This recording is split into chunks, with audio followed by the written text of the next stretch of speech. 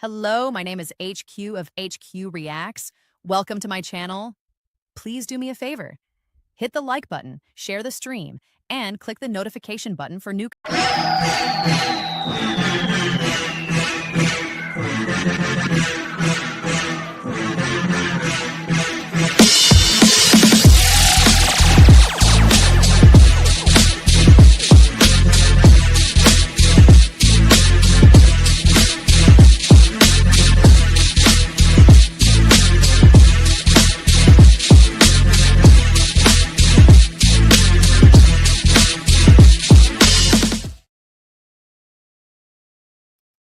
Hey. This is HQ back in the house. HQ back in the house, right? And I was looking at this the other day. It was a bunch of debates that were going on, right? And this was a debate that we had, that wasn't the only thing I wanted to talk about, but it was a debate between ABBA and Black MAGA, right? Because, normally I don't hear too many Black MAGA because they don't really identify themselves like that on here. 9 times out of 10, they'll just say, hey, I believe in the Republican Party platform and blah, blah, blah.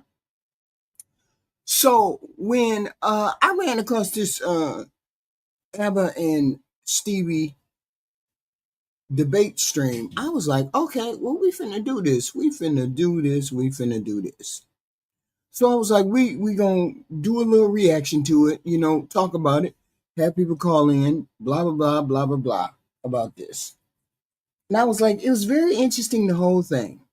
I mean, I understand that politics in the United States is split amongst the left and the right, right? Democratic liberals and the Republicans conservative. At the core, we usually push for more government involvement, like with healthcare and education and welfare. With the right, and when the right pushes for less government and more personal responsibility and free markets. So this is where I get this free market and responsibility. Sometimes free market and responsibility, that's great, that's fine. But people need help every once in a while. But that don't mean there's a victim mentality over that. So over time, these approaches, the approaches that we have, the differences in approach have gone much sharper, or come across as more sharp, more divided, more divisive. It's like two different versions of what our country should be. And that's the thing. That's the beauty of being in America. We should be able to have two different visions. And one vision shouldn't be imposed on the other. But you shouldn't think my liberal ideas are supposed to be imposed on you, and you shouldn't think that your conservative ideas should be pushed upon me. That's the beauty of this country. That's the beauty of this country. Okay? Both sides label each other as evil. I don't believe in that, being two sides being evil, because it's easier to rally support when you paint your opponents as degenerates and dangerous and all of that. I just say I have a different vision for the United States, and that's the beauty of the United States, where you can live where you want to live and I live where I want to live, and we can live differently. Okay? Calling the other side corrupt, un-American, because I hear that a lot. I'm a lefty. I'm a liberal. People say, oh, you're corrupt. No, I'm not. I probably believe more in the Bible than half of you conservatives do. I actually kind of believe that I believe more in the Bible than you all do. But that's my kind of thing. But then this kind of language is very powerful, but it also pushes people further apart and makes compromise almost impossible. So that's why I was looking at this video, trying to figure out when the hell did they get together and decide they were going to do a debate, okay?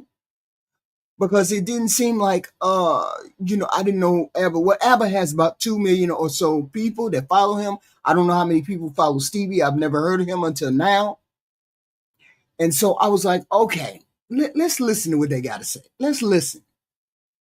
And it's some Black MAGA. So there's a big divide between us. Okay? All of us. Okay? Hello, hi, Bible with Noah. So there's a big divide.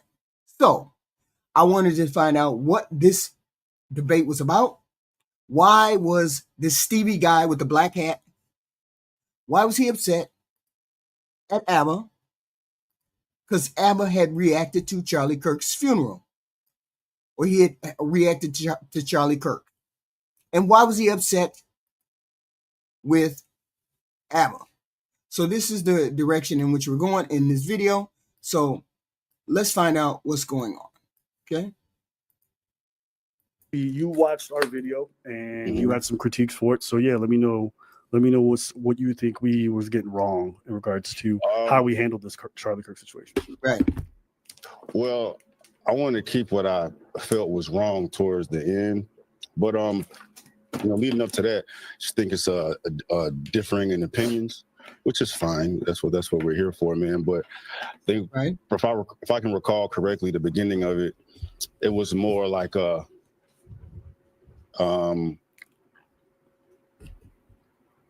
you were talking about how the right wants to, or we need to tone it down. Or I don't want to say we, right? It was more like focusing on the right versus the left. You know what I mean? And you felt a way about, I'm assuming what your intent was, is focus on the right. Now we need to tone it down, and we're doing the same thing that the left was doing, bro. And where I differ in opinion with you as far as this whole situation is that I don't think anything should be toned down if we're highlighting, if we're focusing on the right people. So now why is it that we all in the middle, the ones that don't care about, I don't care about left and right. I come from the left, but that's fine and dandy. But I think we have tone problems on both sides. There's tone problems on both sides. I'm not saying they're equal. That's not what I'm saying. What I'm saying is everybody needs to stand back and have the grace and the dignity that Erica Kirk had. You need to stand back and have the grace and the dignity that the young lady had at her husband's funeral. That's both sides. At least have the grace and the dignity to speak to each other with a little bit more respect and tone down the rhetoric. I believe that wholeheartedly. You know what I'm saying? I think that the right versus left is being overhyped, which makes sense because we're divisive as hell in society, man. But, the demons are demoning. You know what I mean? And regardless if it's right or left, I feel like, these people need to be held accountable, and we need to zero in on these individuals. And I don't think a toning down at all will work, given the climate. Okay. And, I'm not going to say I felt some type of way at the beginning when we're focusing on, like, the emphasis of your video was to highlight Charlie, and then you were trying to compare it to other things that may have happened that were similar. Well, what he did was, I'm assuming he tried to compare Charlie's death to maybe George Floyd. I don't know. I don't know what he tried to compare it to. I tried to find that video, but it's so maybe they took it down. I don't know. Right? He tried to compare that response, the response of the right, to the left. So when George Floyd died, there was celebration on the right. Okay. There was celebration on the right. Abba is from Ethiopia, or he's from Ethiopia or Sudan, one of the two. I'm not really sure where he's from. So there was celebration on the right for the death of George Floyd. So there was celebration on the left for the death of Charlie Kirk. Okay, two comparisons. We both saw two people killed right up on camera. Two people. To me, it's the same thing. Two people being their life taken on screen. Okay. Sure. And I think that's taking attention away from, the elephant in the room, which is Charlie Kirk situation, which we never had a situation like this happen ever. Yes, we did. We had George Floyd die on camera. Hey, Black America, McHale, drop kick. So we had both of these people die on camera. So this is traumatic for all of the United States. Both deaths on camera. Because of the Doesn't social matter. media. Doesn't matter, Black America. That's what you don't get. Doesn't matter whether it was a dope fiend or there was a saint. two human beings, to me, two human beings on camera being snuffed out matters. They both matter. They're both human beings. Hi, Joel. They're both human beings, and it should matter to everyone to see another human being snuffed out on camera, whether it's a dope fiend or a regular person. Doesn't matter. Okay? Which is even more tragic, Joel, that the other one was killed for no words. And the fact that everyone was able to see it. You know what I'm saying? And that makes the situation a whole lot different than anything that's happened in the past as far as a murder of this magnitude. And, you know, it seems that you were minimizing the impact of what happened to Charlie. Okay. And what? And yeah, go ahead. Well, I'm gonna keep rolling out. I'll let you. No, go for it. If you're still on this one, I just want to move from this topic. But I don't want to roll out like 10 things and have you. Yeah. It's always better to go point by point. I think so. Yeah, we should go one for one. Yeah. So, Right. It felt like Right. From my end, it felt like it was a right versus left type of thing, and you know what I mean. From how you were describing it, you know, It is a right and left type of thing. The reason why it's a right and left type of thing is because on the left, we look at it as both tragic. We look at them both tragic. On the right, it seems as though you're saying because this person was a dope fiend, this person wasn't worthy of living, and so therefore they didn't live an honorable life, so therefore they don't deserve to live. So if that's your thought pattern, that's what you think. But I think all human beings are worthy of life. Okay? All sentient human beings. People get killed with no words every day. Attacking free speech is not the same. That's not the case. That's not what we're comparing about. I'm comparing two human beings, one to the other. Has nothing to do with what they said and how they said. Charlie was no more worthy of living than George Floyd. No, Charlie was no more worthy of getting killed like that, the same as George Floyd. Neither one. the right's doing this, the left's doing this, and you're saying it's hypocritical of the right to be complaining about the same things that the left is doing, or what the right is implying that we're doing. And to me, it shouldn't be about that. It should be about we isolate, the evil, the degenerate shit that's going on. And when we try to minimize or just bring up the comparison between Charlie Kirk and everything else, it minimizes the tragedy that everyone just witnessed and like the impact. Yes, just like he's saying, he thinks ABBA was minimizing the death of Charlie Kirk. Just like the left thinks you all are minimizing the death of George Floyd. No one is worthy. That's correct. So therefore, it should be full stop. It should be full stop. Okay? It's full stop. Nobody deserves to get killed. And when Black America brought up George Floyd being a dope fiend, he was minimizing George Floyd's life too. That's what I'm saying. The right likes to minimize George Floyd because he was a dope fiend. And the left wants to minimize Charlie Kirk because he said words. No, they're both worthy of life. I don't make a distinction between what you did and what you didn't do. Okay? That's what the problem is.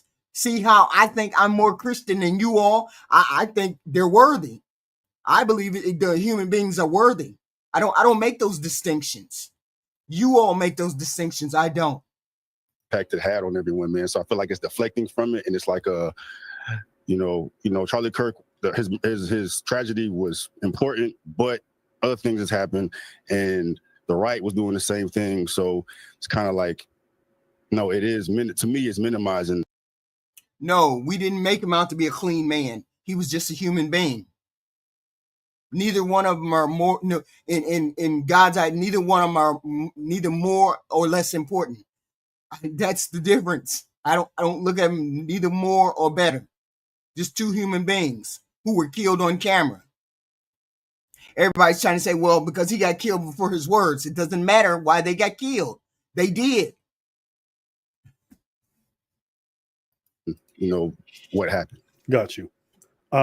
So I think there's 2 points in there. One being the hyper focusing on right versus left. You felt like we did that too much. And the second part is minimizing Charlie Death's murder. Is that fair? Yeah. Okay. So just to go to the first point, I did have that in my notes. I think in your video at around 2-minute mark, you said that I was minimizing Charlie Kirk's murder by comparing it to other political violences or like contextualizing it in the. That's correct. It doesn't make him a good human being. It doesn't make Hitler a good human being. It doesn't make Charlie a good human being. It doesn't make George Floyd a good human being. It just means a human being who died on camera. I have empathy for a human being that died on camera, regardless of whether he was a Hitler or not. You see how that's Christ-like? You see how that's more church-like than what y'all think? Y'all think somebody has to be worthy to live or be able to have life or be able to not be killed. That's not how that goes. Not in the Bible. That's not how it goes. Way that I was doing. Yeah. I don't think I'm minimizing it. I disagree with that characterization for a few reasons. I think it's natural when someone dies that we try to understand why. That's why people love murder mystery. That's why people, every time someone dies, they want to know who the perpetrator is. They want to know who their motivations are, because murder is. No, that's the difference. This channel is not a left and right. We're going to blame the right or we're going to blame the left. Nope. That's the whole point. I'm not closing any conversation. I'm saying to you, don't tell me George Floyd died on camera. Don't tell me George Floyd was a dope fiend so you can paint my mind to make it seem like he's not worthy of life. That's all I'm saying. Don't do that. He was a human being. And GOOB, go tell whoever you wish to tell that this channel is racist against white people. Anybody who's been over here longer than half an hour knows that's not the case. So please, feel free to tell whomever. Generally something that we see as incredibly heinous. And so understanding what led to that is always important. When I'm comparing, this is not the right word. What I'm doing is that I'm explaining away how our society led to this moment and this man, because he wasn't murdered in a vacuum. This wasn't a crime of passion. This was an individual who's incredibly troubled, and he decided to go out and murder somebody for their political opinions or affiliation, maybe because they had mentally ill issues, who knows? But there's a landscape, and there's a lot of things that lead up to this murder. It's always important to examine these things, because if we don't understand how we got here, then we're going to be doomed to repeat it. It's never, in my opinion, a bad thing to contextualize any world event, provided you contextualize it fully, right? That or at least you try to, because without context, then all that happened was that someone was shot. Context is everything. Well, to that, I don't think anyone deserves to die. That's the problem. No, you all want that to be the problem. That's not the case. That's not. Hold on a moment. Hold on a moment. Call from Dave in Milwaukee. To accept, press 1. To send a voicemail, press 2. Y'all over here trying to prank me? I don't have time to be pranked. Hello? Hello? Hi, how are you, ma'am? Hello, hi. Hi. Hey, I'm a Trump supporter and MAGA guy, but I just wanted to make a comment kind of in support of what you were saying. Okay. And if it's okay if I use your format to do that just for a moment, is that all right? That's fine. That's fine. Yes. Please. Okay. For anybody out here listening to this who also voted for Trump, now, yes, George Floyd was committing a crime. Right. Yes, George Floyd had some issues. He was no saint.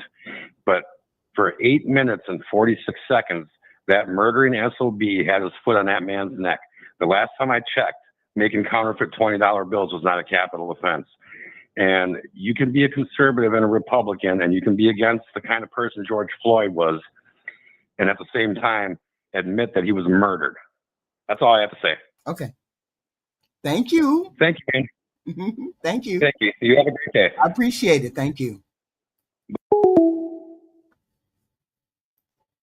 That's a thought. That's my thought. He might have been a disgusting person. He might have been. I never knew of George Floyd until George Floyd lost his life. But that does not mean that he was not worthy of life. Okay.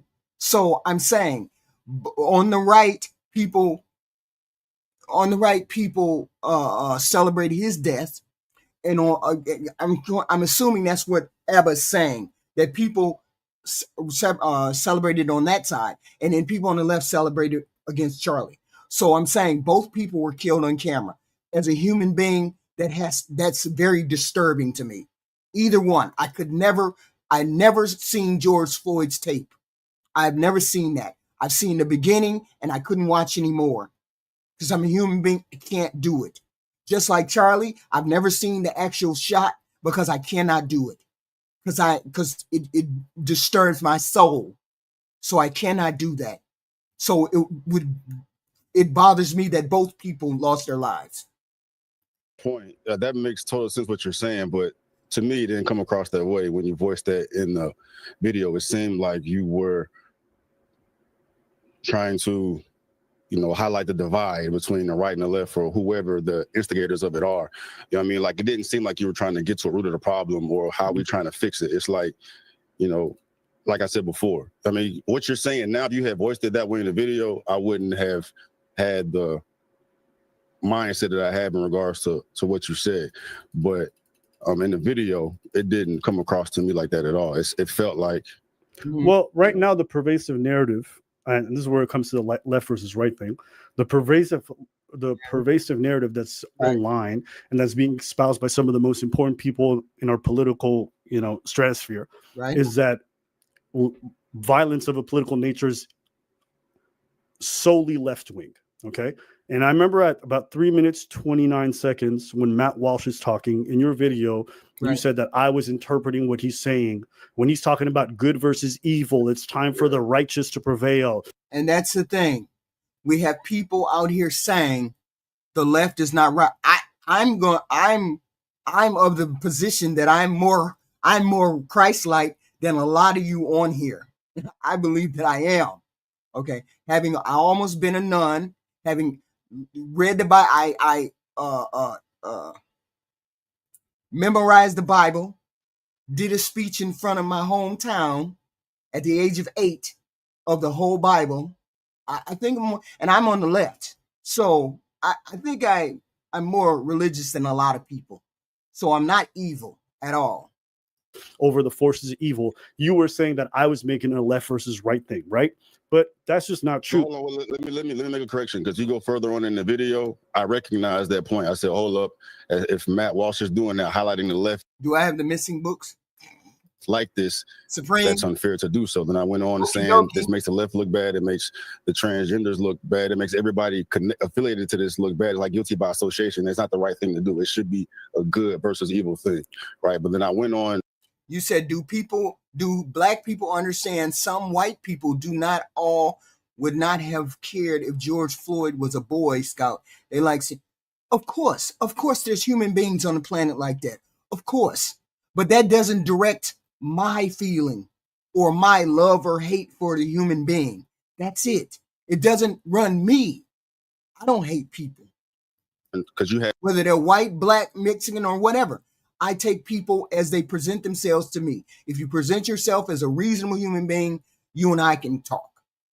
A couple other videos of people uttering or echoing the same sentiments as far as, righteous and good and evil. But I did highlight Matt Walsh in that video specifically saying, all right, I see that he is describing the left in this manner. And that shit. Why is it that you all don't like Matt Walsh? No, who is it? I think it's Matt Walsh. Who is it? Me to move. Right. But again, at about like 6 to 7 minutes in the video, you kind of do it again where you say that, that's how I'm interpreting a lot of this narrative of good versus evil. But it's not just Matt Walsh. Ben Shapiro said that most of the political violence today is flowing from left-wing movements and ideology. Elon Musk was on Twitter. He said the left is the party of murder. If they won't let us live in peace, then our choice is to fight or die. Alex Jones said the right-wingers are in a war during a live stream. And he said that the left has been put a bullseye on Trump, and he put a bullseye on. Why is it you all think that the left wants a war? We don't present ourselves as wanting a war. I've never presented myself as wanting a war. I've always approached this with peace in mind. Most people approach this with peace in mind. Why is it that the extreme right and the extreme left always want to fight about something? Why is it that we can't live in harmony? I don't understand. I'm not representative of the extreme left. I just am not. PJ, hello, PJ. His supporters. President Trump himself, during an interview, let's see here. Let me pull up the clip because I think it's just important to me to get the exact words that he said. On Fox and Friends, he says, "We have radicals on the right as well." And he says, "I'll tell you how. I can send you the clip you wanted." TJ says all the violence comes from the right.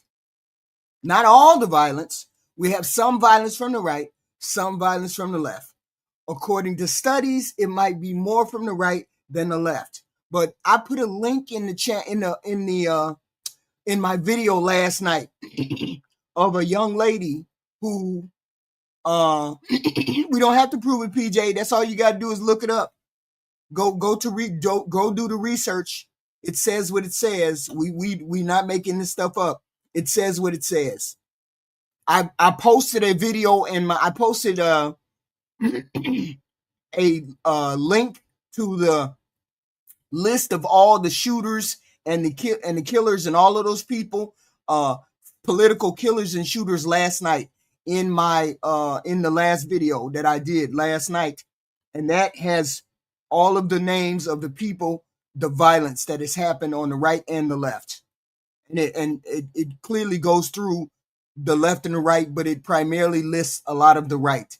So I'm just saying it lists the names, and you can look it up. Okay. PK Toes, Sir Roast a lot. Hey, Tahilism. I didn't list it, PJ. This was a person who listed a person who did it off of the Instagram thingy or the TikTok thingy, and they just listed the people. They named the names and their crimes. And I'm saying that's all you have to do is go on that side. And that's all you have to do is look up that link that I posted last night. I wish I could post it again, but I don't know. Wait a minute, I'm going to post it again. I'm going to just read it verbatim, his quote. I believe you, though, bro. I'll tell you something that's going to get me in trouble, but I couldn't care less. The radicals on the right oftentimes are radical because they don't want to see more crime. The radicals on the left are the problem. So when I'm talking about right versus left, I'm not talking about someone in a vacuum or someone at home. I'm talking about the most important people in our political discourse, framing most of this violence as I only left. And what you did in the video, and I did appreciate, is that when we said, if you look at the numbers, people got mad because I quoted the ADL, but there's all sorts of things from FBI statistics to different organizations who track terrorist attacks. Most of it comes from religious extremists and then right-wingers. Left-wingers at the bottom of that list, especially over the last 10 years. So I'm not trying to frame this as left versus right. That's the plate that's already been set. Since Charlie Kirk died, the right has not stopped politicizing his death. They haven't stopped using it for fuel for their attacks on the left. And so in that climate, you're asking people to not talk about left versus right, but if the left doesn't, then just right gets to make the narrative that they're the violent ones. And it's just not true. Well, my opinion is that both should submit. It's not a left and right thing. It's an evil versus good thing. You know what I mean? And that's, I mean,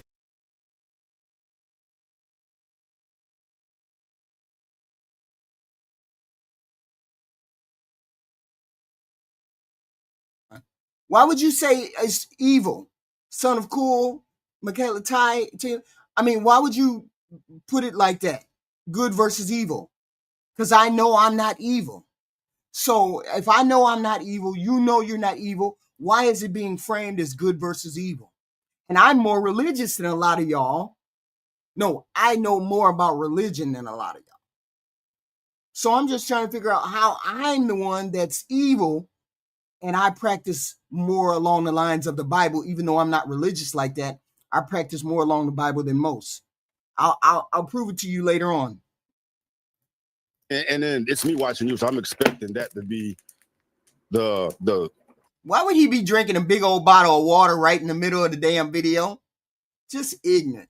That should be the point. You know what I mean? It's like what you're doing is adding just, fuel to the fire to what you're saying everybody else is doing. Like you're highlighting the hypocrisy of people complaining about what the left does, essentially what the right is doing the same thing. You know what I mean? But with that, like I said, with that the Matt Walsh clip, I specified I definitely could tell he was highlighting the left. Well, all that shit is fucking wrong. And I said that in the video. I agree. I said that in the video, right? I said that it's not a left versus right thing. It makes everybody look bad. We need to focus on the motherfuckers actually making things horrible for everybody, the extremists, the radicals, all that. You know what I mean? That's what my focus was. I feel like that's what the focus should be for everybody. Yeah, and I did have that noted in some of the things that I like that you did. I did appreciate that you actually said that, because a lot of people are not saying that, or they're just avoiding the topic entirely. But you have to understand, when I'm watching this video,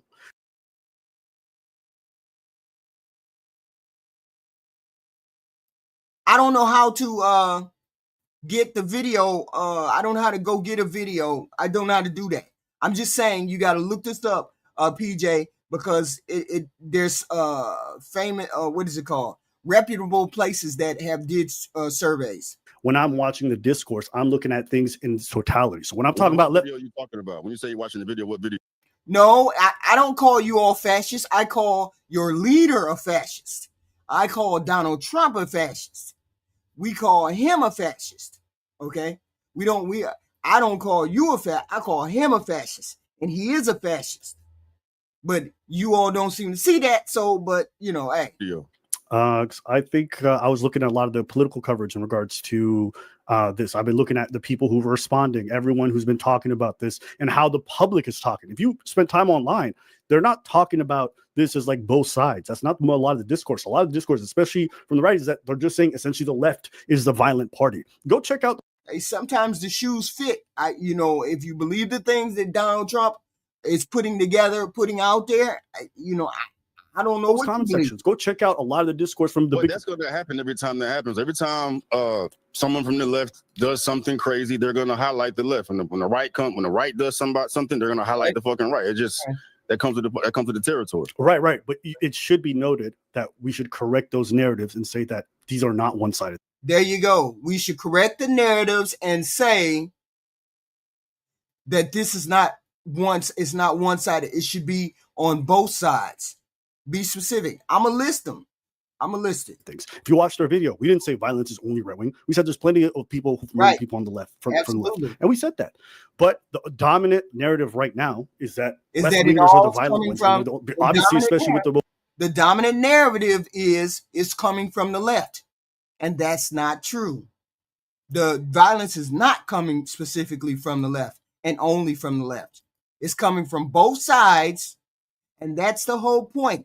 I can't keep saying to you, it comes from your side too, and you keep telling me, no, it's just the lefties that's doing the violence. No, it's on you all side too. Okay? Because he's acting like a fascist. He is implementing things that a fascist would do. That's all. Most recent murder, it makes sense that it's going to be the dominant narrative, but it's important to not let those lies be able to be spread and to say, actually, guys, you're wrong. In fact, this year, there's been other people who've been killed. You said we were minimizing his death by bringing up these other murders, but those deaths are part of this discussion. The same thing that led to those people being killed is the exact same thing that led to Charlie Kirk being killed. And it's important to. This kind of talk is what led to Charlie Kirk being killed. This kind of talk, when we say on this side, he's a pedo, when we say the X that you're evil, when you say we're evil and we say you're pedo and we say X, Y, and Z, that's how this violence, and this is what happened to Charlie. This is how it happened to Charlie. This is why it happened. Okay?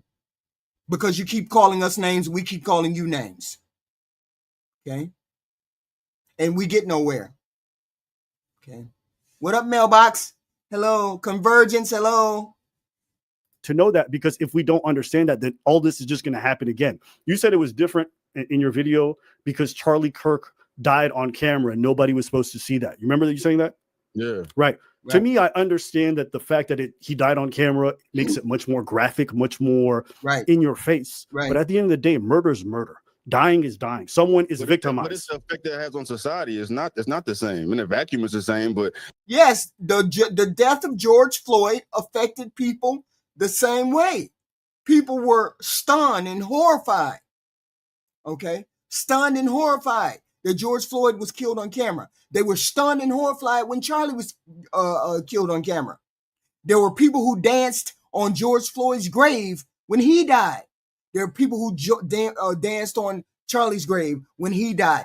Charlie is no more worthy of being a man than George Floyd. This is what I'm trying to tell you. And you all keep saying, Charlie is such a holy person. It doesn't matter whether he's a holy person or not. It doesn't matter whether George Floyd was a drug addict. They both still died on camera, and they both still were human beings, and they both still were worthy of living. That's what I'm saying. You're trying to make it seem as though Charlie is better than George Floyd. He might have lived his life better. It doesn't matter. Okay? They both were killed on camera by a deranged lunatic. Pantera bread, Pantera. If people were able to see that video until the end of time now, Sure. right, they're able to see that man go out the way that he did. And no, you know what, son of cool? I looked it up. I got 4 reports that said he died from asphyxiation. So stop putting that narrative out there that he died of an overdose. That's a lie. He died from somebody standing on his neck. 4 reports. Cool of son of cool. 4. Stop spreading that lie. A person stood on his neck. And knowing up until this, I can't compare someone else that had the amount of influence Kirk had.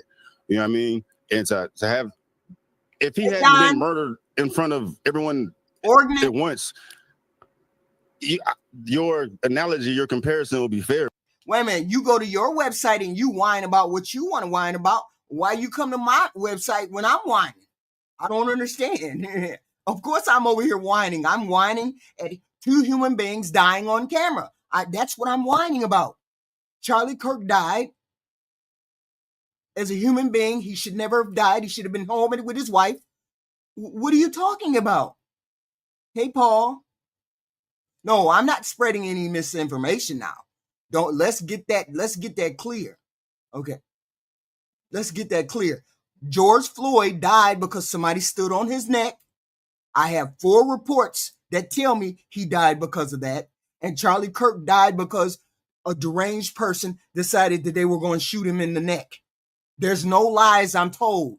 There's no lies that I would tell. Okay? There's no point in lying. Paul, stop it. Man, but okay, can I ask you something? You can't minimize if Kirk was not killed on camera, if Kirk's not killed on camera, is this situation more or less tragic? Hey, Quan. It's less tragic. So dying on camera makes a murder worse? No, not the murder worse, but the effect that has on the people is worse because everybody can see it. It makes it different. But from a moral standpoint, it's the exact same. There's no difference in morality. It's just more shocking. It's a different conversation. I'm talking about tragedy. Morality is the same. I'm talking about the effects it's having on society. Yeah, but if I'm talking about other murders, I'm talking about the moral aspect of it. But that doesn't mean that we can't contextualize it with those other murders. You say it's not comparable, but Yes, it is comparable. They were both 2 human beings who got killed on camera. It's comparable. That's as far as it is comparable, but it's still comparable. They're both horrific things that happen. I'm saying stop trying to minimize George Floyd and expect us to rally around Charlie Kirk. They both were killed on camera. Period, point blank. It doesn't matter whether George Floyd was a drug addict or not. 2 people killed on camera. Stop it. I disagree. They died for the same reason. They died for the exact same reason. If you had related that way, trying to bring up the similarities and how you conveyed it just now, it would make more sense. But that's not at all how you conveyed it in the video. It came from, a leftist bias type of perspective from my end that you were trying to minimize it by bringing up other similarities. You didn't bring up anything up about it being moral or same morally. You were just saying, to summarize it, Kirk died, everybody else died, and this happens with political violence. Yes, because what I'm getting at is not how he died, right. or like in front of who that he died. Right. What I'm focused on is why was he killed. Okay, so let me say I agree with you. Let's do a different exercise. Let's say I agree with you. Right. These are different to a degree. So what's your point? Shouldn't contextualize his murder? Right. Well, in your video, it didn't feel like you were contextualizing. If I felt personally that you contextualized it, trying to wait a minute, dial star. How is Cowboy right? They both died on camera. They're both tragedies. This is what Abba is saying. He's saying they're both tragedies. They both never should have been laughed at. They both never should have been danced to. They're both human beings. How is Cowboy right? Okay, that makes no sense. Abba is right. They're both deaths. We're not trying to minimize Charlie's death. What we're saying is all death on camera is a tragedy. All of it is a tragedy. Okay? All of it is a tragedy. People are trying to make it seem as though Charlie was just, no, he's a human being. He was a human being that talked at college campuses. That's what he was. That's what he did. Okay? Don't make it go beyond what it is. Rocket. To get to the root of a problem, then we wouldn't be here today. But I felt like your intent was to minimize Kirk's death by bringing up all these things that happened. I would argue that you are minimizing his death by not contextualizing it properly. If you don't talk about why something happened and how we got here, then all you're doing is just describing a tragedy. I'm not talking about why. I'm just focused on your video. Yes, but if you're going to counter my narrative and say that I'm wrong for contextualizing it the way that I did, or you don't like the way I contextualized it. You're saying you're contextualizing it now. When I watched it, I didn't think you were contextualizing. I just thought that you were minimizing it. That's fair. I disagree with that. I think I talked about how we got here. I definitely said that in the video. I talked about the fact that there's been a string of political violence over the last 10 years and that this is not a shocking outcome. Kirk being assassinated is not the craziest thing. There's a reason why he had security. There's a reason why. Yes, there was a reason why he had security. There was a reason why these things, he knew that he was in the line of fire. Charlie knew he was in the line of fire. Hey, John, Todd, okay? He knew that, so he had security. There's a reason why. I think he was wearing a bulletproof vest. There's been threats on these people. So we have to take that into consideration, understand that this is not something that happened that is out of this world. Even Kirk himself realizes this is a possibility. There's a reason why everyone who does these. I get your point, but that's not at all my argument. But that's what I was talking about. That's what I was talking about in that video, for sure. Well, I mean, I didn't receive that on mine. If I felt like you were contextualizing it, then we're on the same wave as far as. See, once you talk it through, and we look at. See, the thing is, when everybody is a human being, when we're all human beings. This shit it makes more sense to me. I look at it that all human beings are worthy. Just like God said Mary was worthy. She used to be, I don't want to say it, but she used to be a lady of the night or whatever. She was a worthy human being. So was George Floyd. Worthy of life, regardless of the degeneracy of his life. Regardless on the left-hand side, the people who think Charlie was degenerate in his speech, in his thought, his talk, he was worthy of his life. He should have went home to his wife. You guys, hey, hit the like button. Why I can't get no? Wait a minute. Why y'all always coming in my house and I can't get no likes? We should have 40 likes by now. What's going on? I'm respectful when I come to your channel. I'm giving you likes. I'm giving you the respect. I'm not cussing anybody out.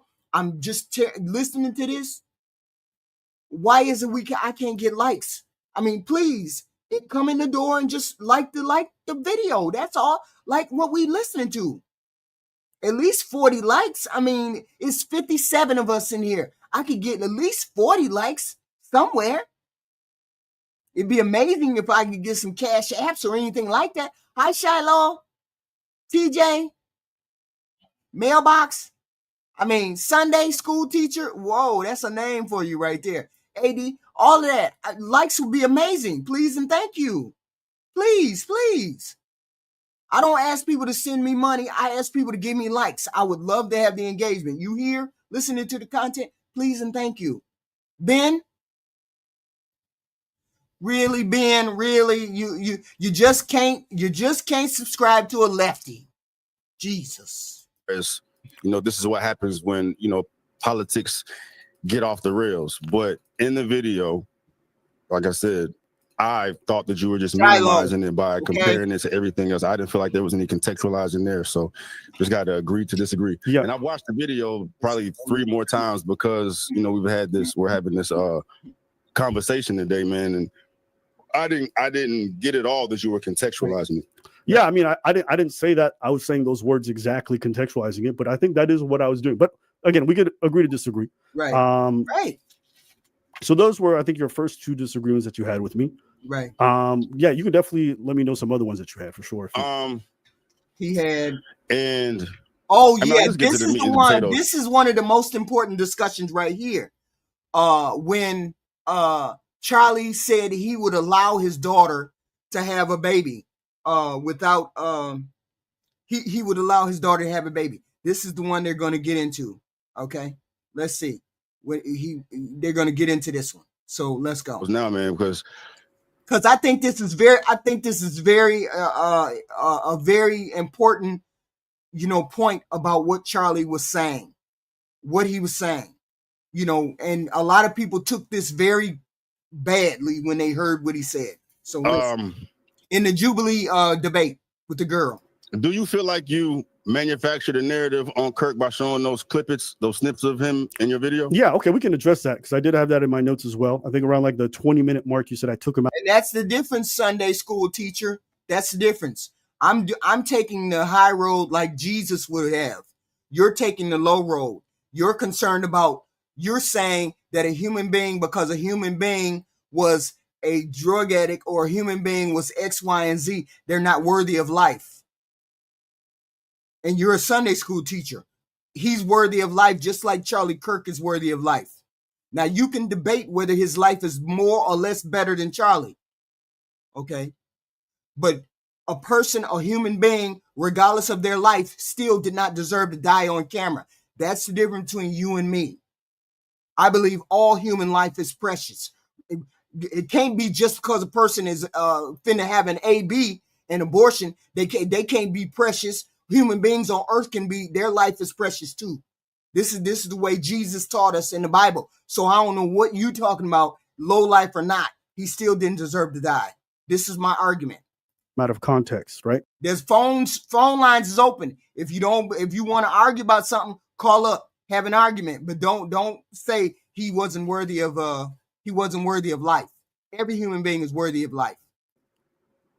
Not even take him out of context. You put your context on it, because if you let it play, I put the additional clips on it. Okay, so just for the viewer, there's a clip that we played, maybe a 15 seconds of Kirk on a Jubilee panel. He's talking to somebody. This is a panel about, I mean, everybody calling themselves Christians and right Christian, and they up here talking about George Floyd deserved to die.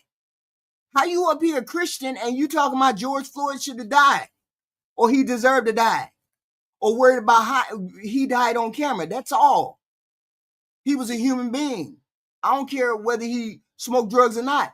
We all saw him die on camera, just like we all saw Charlie die on camera. 2 human beings. That's all you need to know. That's how Christ would have said it. You telling me because he a drug addict, he didn't deserve to live. Come on now. Come on. Don't call yourself Christian talking crazy like that. Christians versus or is it right wingers versus lefties? I don't remember what it was. That's the beauty of it, Rocket. I stand firm. I stand firm by myself. I don't need him to talk about me or no other human being on this earth to talk about me. My deeds are going to be recognized, and my deeds are going to be recognized. I don't know, but it was about abortion. Okay, it was about abortion, right? And Kirk is a very Christian, self-proclaimed Christian. Everybody knows. Hold on, we got a phone call here. All right, you call me up trying to cuss me out, because I cuss you out too. I'm religious, but I ain't that damn religious. Who's calling? Call from Black. To accept, press 1. To send a voicemail, press 2. It's from Black guys. Black America. How can I help you? Can you hear me? Yes, I can hear you. Hey, how are you doing today? Fine, thank you. I'm on a tear. I know. I want you to take a couple of breaths, calm the fuck down, okay? Just calm down, bring it down a notch. So this is what I want to kind of explain. Us men, this is how we look at it. Okay, when something happens, HQ, who deals out the punishment 9 times out of 10? Who deals out punishment, men or women? Men. Men, right? Right. So men, what we're saying as men is we absolutely do get to judge when something is messed up, something is wrong, and somebody needs to get taken out. If it was up to, if with the way you're saying and speaking and thinking, if it was up to you as a woman, we wouldn't even do away with people that hurts children, right? No, you're misunderstanding what I'm saying. What I'm saying. No, let me finish. Okay. Let me finish. I understand because you're a humanitarian and you're saying they people that they both deserve to live, and they're both men. We don't see it like that. No, I'm not saying all human beings deserve. I'm not saying people who do certain things don't deserve to get the dirt nap. I'm saying George Floyd didn't do something that made him deserve to get a dirt nap, and neither did Charlie. That's what I'm saying. That's all I'm saying. 100%. 100%. I understand that. Okay. But just because you're looking at it through a lens, you don't get to say what a man does in his actions.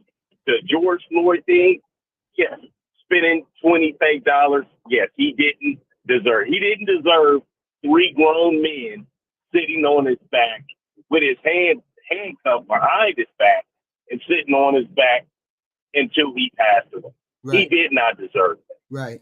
But you cannot say what a man is going to do from the consequences of someone else's action.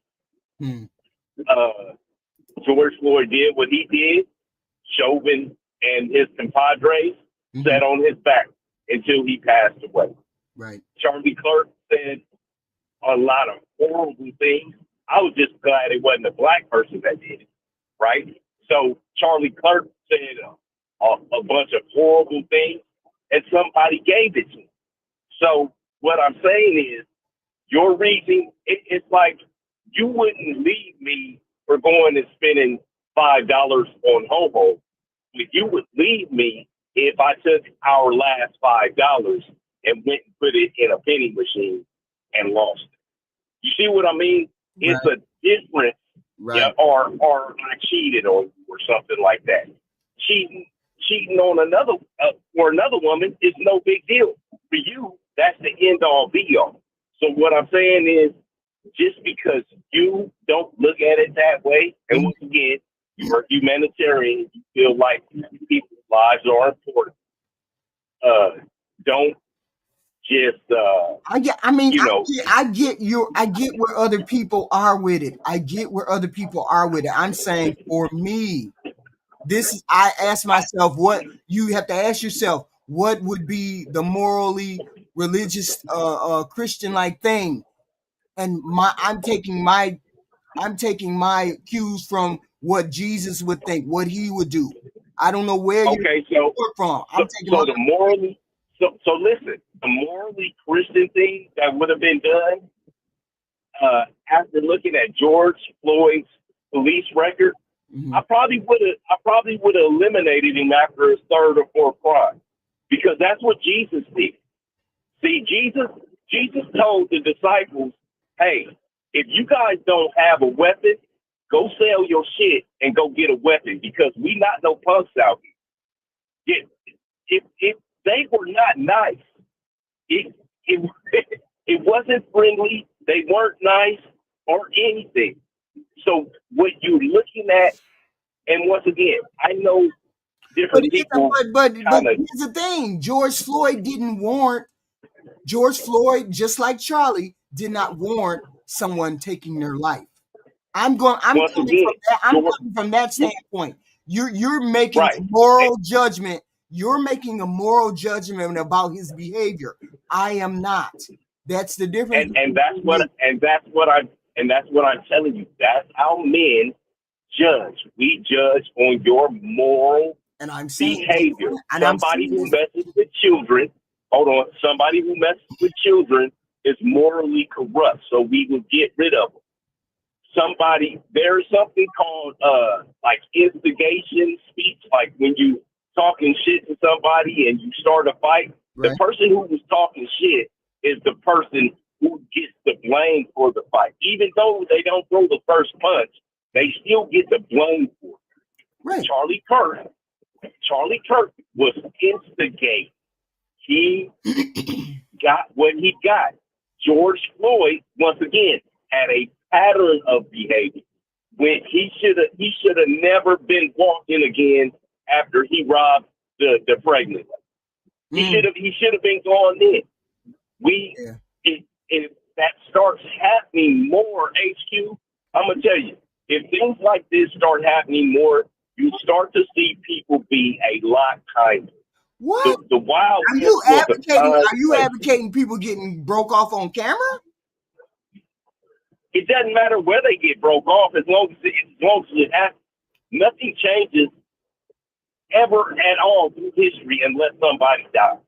That's the only way things change.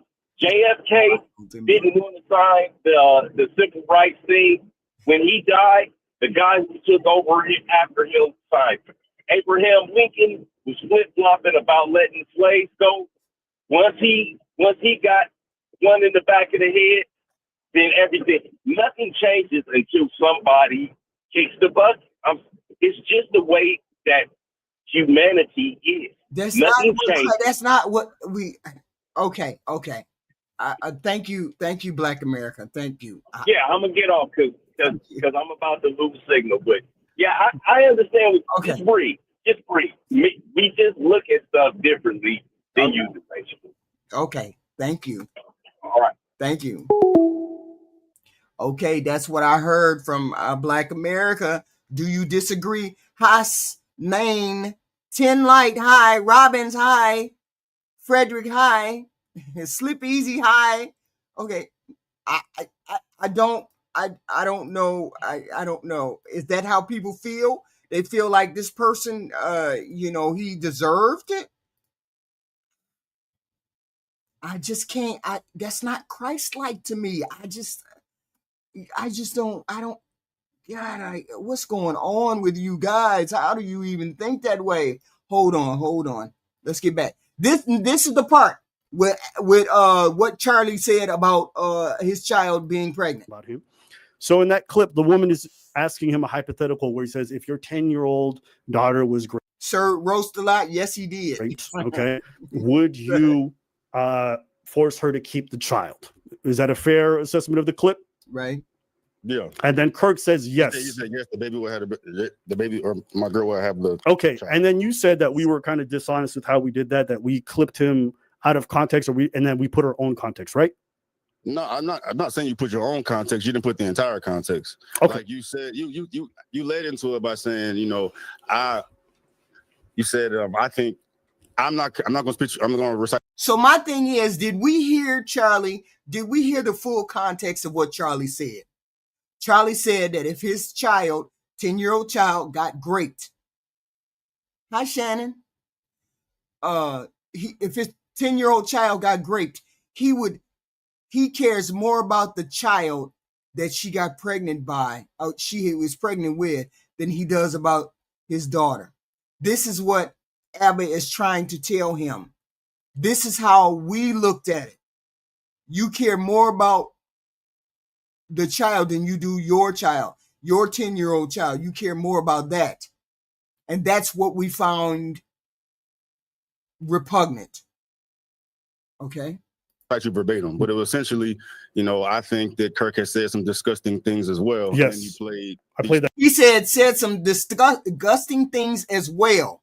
Those two words, this is what the Black MAGA person, because I don't really know who he is, Stevie. This is what he says. He says as well. So he knows that what Charlie said was repugnant to most people. Okay. that clip. Video. Yeah, so let's just talk about that first clip, because I remember you taking that first clip and being really shocked, I think. But he's trying to be argumentative, even though he believes the same thing as what Abba's saying. Abba's saying that's disgusting. Yes.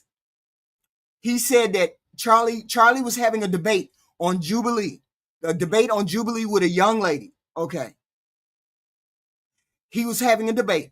So on the debate, Charlie said that he would make his daughter have a baby even if she was raped and if she was 10 years old. That's what Charlie said.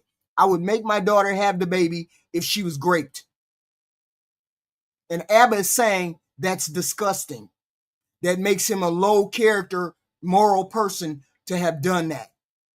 You would have to go back and see Abba's video, but that he's saying that doesn't make Charlie a good person for saying that. You care more about the baby than you do about your own child, the baby she got pregnant by. Hi, The Good Fight. Let me just see here. I need those likes up. I need 10 more likes, guys. Come on, please, and thank you. You came through the door. Please hit the like button, hit the like button, hit the like button. Thank you. You came through my door. Please hit the like button. I did have that in my notes here. Oh, yeah, you said that. You said that was really surprising that you were shocked coming from me, and you called me the king of receipts. Yeah. But yes, so that is real shit, because I rely, but I know when you giving somebody shit, you gonna have. Okay. So how do you feel I took that clip out of context? Yeah. Because how do we take that clip out of context? It's trying to paint Kirk as a monster because he's going to force his 10-year-old daughter to have a child. And I would consider the man who got her pregnant. I would consider him a monster, but then I would consider Charlie on a different level as the similar monster if he forced his child to do that. I would judge personally. I would feel that way. I'm just saying. Right, but as somebody who's anti-abortion, that's his stance. He will force his daughter to have the child because he feels as though life is precious or whatever it is. Mm-hmm. And, right. You know, he sees the fetus as a life. So he's like, my daughter will have that baby. That's his take. Right. Yeah. But if you let the rest of the video play, I mean, it's subjective. Everybody's going to feel differently watching that. But if you just have that short video. No, we're not going to feel differently because we all feel a certain way. Some of us feel a certain way about grape. Some of us feel a certain way about AB. Some of us feel a certain way about having a child. Okay. I'm saying to you that because Charlie said this, yeah, you're right, TJ. I feel the same way. You're not protecting your child if you were to say something like this. Okay. It makes it seem like he's a monster. I don't care. Anti-abortion. She having a baby. You know, it could be for anything because my way or the highway or whatever the case may be, bro. Everybody's not informed on Kirk and his reasonings why. And if I think that you let the video play and gives you his reasonings why, people would understand it. They may not agree with it, but they'll understand it and they'll take a blow away from how they're initially feeling about him being a monster. Well, they'll see him still as a monster because no matter how much you explain it from a religious standpoint, that's your opinion. But that was my whole. He's right. People are still going to look at him like he's a monster because no monster would want his child to be pregnant by a monster. Okay, and he's saying, "I'd let my child have a monster's child." From TJ. TJ. To accept, press 1. To send a voicemail, press 2. No, Ty, they didn't. Not yet. Hey, Ty. TJ. This TJ. Yeah, that's what I said. You there, HQ? That's what I said, TJ. Oh, okay. Okay. I'm trying to turn down the TV. So, listen. Okay. I HQ, I got a 10-year-old girl. Yeah. Ain't no way that on as much as I'm anti-AB, right? Ain't no way on any matrix or metrics can I risk my 10-year-old daughter. I can't even see her surviving that. Right, because she's small. Delivering. I'm not saying that she couldn't. Right. But I'm just saying, even if she was capable, because 10-year-old girls might not even started their cycle yet. You know what I mean? Right. But there's no way. There is no way. I understand it. God would just have to. If I'm being punished for that, then that's just something I got to take. Yes, Because ain't no way, I get it. ain't no way Right. I can put my 10-year-old or 11-year-old in that situation and her world has already been rocked once by being great. Right. Right. But you want me to finish destroying it by letting that happen. Yeah, no. I love my daughter way too much to make that risk. And Charlie, and I don't want to make this a black and white thing, Right. but white folk, boy, they brain work way different than ours, HQ. The way that they see the world, the way they process stuff. I Look, a lot of don't them. think it's a white. I don't think it's a white and black thing. I think it's a religious and a very non-religious. I believe we put it's in context. It's a context to it. I get that, religiously, it's the doctrine. I get all of that too, because there's plenty of white people. What Charlie talking about with his daughter. That ain't Christian. That ain't nowhere near it. That's we got Christianity, but then we got all of these subsects. We got evangelical, we got Catholic, we got Lutheran, we got Baptist, we got Jehovah's Witnesses. These are all Christians. Right. True Christianity ain't got no club. Right. It ain't got no separate club. Right. Right. Right. You understand? So it's organized doctrine, and there's no. So yeah, I don't understand how people can make that kind of stuff make sense. Well, this young man right here is trying to clear up Charlie's stand as though this is a normal thing, that it should be normal. Like if we played a clip, people would fall on his side. I'm going to allow my daughter to be further traumatized. First, I'm going to allow the grape to be there, and then even after the grape, I'm going to allow her to give birth to her perpetrator's child. That's further harming that child who doesn't even understand what happened to her in the first place. Oh, yes, and Then you want her to continue on, right? And she may or may not even live. She may not even live giving birth to a child, because she is her body is not equipped to handle all of that. I don't think so at that age. And then the ultimate risk that you run, HQ, is when this little 10-year-old becomes a 30-year-old woman and you allow this to happen, the amount of potential hatred she could have. I don't want my daughter hating me. Now, she's mad at me because I'm a strict father with standards and that's one thing. Right. But allowing something to happen to her that was going to profoundly affect, I look like my daughter in 6th grade with a damn baby. Yeah. You understand what I'm saying? Yeah. Or yeah, okay. I just wanted to tap in and say that, HQ, because this is crazy talk to me. I know. And there's no explaining that to me. There's no you can't rationalize that to me. This young and man, maybe there's something wrong with me. This young man is going to try, and Abba's going to try to teach him that no, this is not how this is supposed to be. But thank you. All right, HQ. Go ahead and keep on cooking, lady. Thank you. So, hello, Marty. There's Marty. There's Benson. Hello, Benson. Tissues. Freak. Hello, George. Okay. Tissue. Yes, I am with Abba on this. I would not further traumatize my child and allow her to have this child, and she's traumatized. She's 10 years old. She may not live. She's too small to have the baby. All kinds of factors.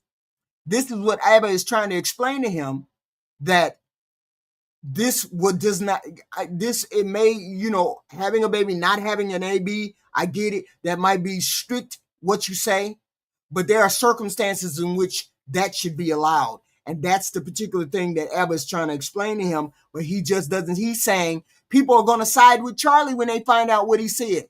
No, most people are not siding with Charlie regarding their 10-year-old child having a baby by a perpetrator.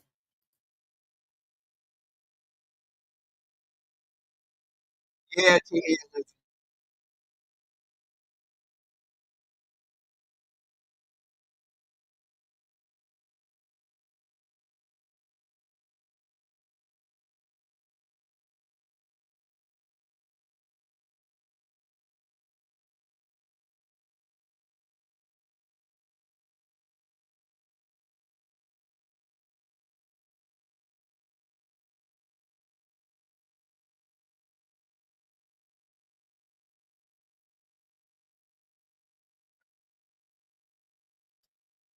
And that's the reason.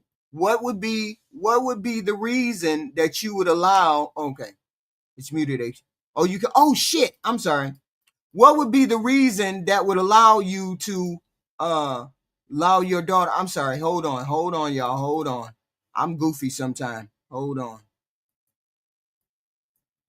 Keep going. Sorry. If you just have that short video, it makes it seem like he's a monster. I don't care. Anti-abortion. She having a baby. You know, it could be for anything because my way or the highway or whatever the case may be, bro. Everybody's not informed on Kirk and his reasonings why. And I think that you let the video play and gives you his reasonings why, people would understand it. They may not agree with it, but they'll understand it and they'll take a blow away from how they're initially feeling about him being a monster. Well, no, most people haven't in it. Most people see, here's the thing. He's taking the being pregnant more important than my daughter having her life altered because of this act and continuing to have my daughter's life altered because of this act, right?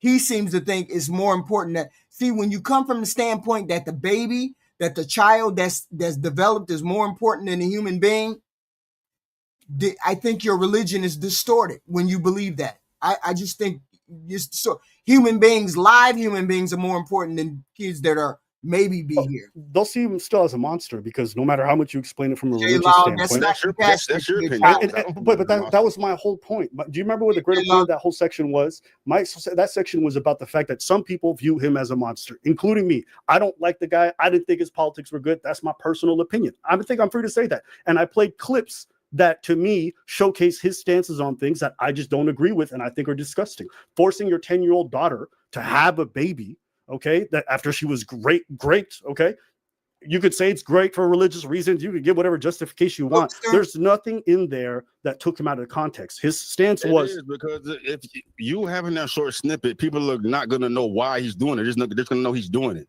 If he gives justification of why, and he gave very clear reasons of why, most men on this planet would be ready to take the man who did that to their daughter out, snuff her out.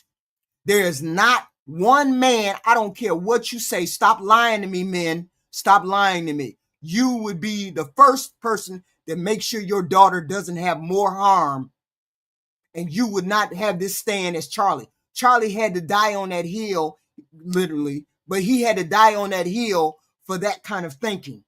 You know good and well you wouldn't allow your daughter to be traumatized more and more if something like that happened to your daughter. Hi, Dwayne.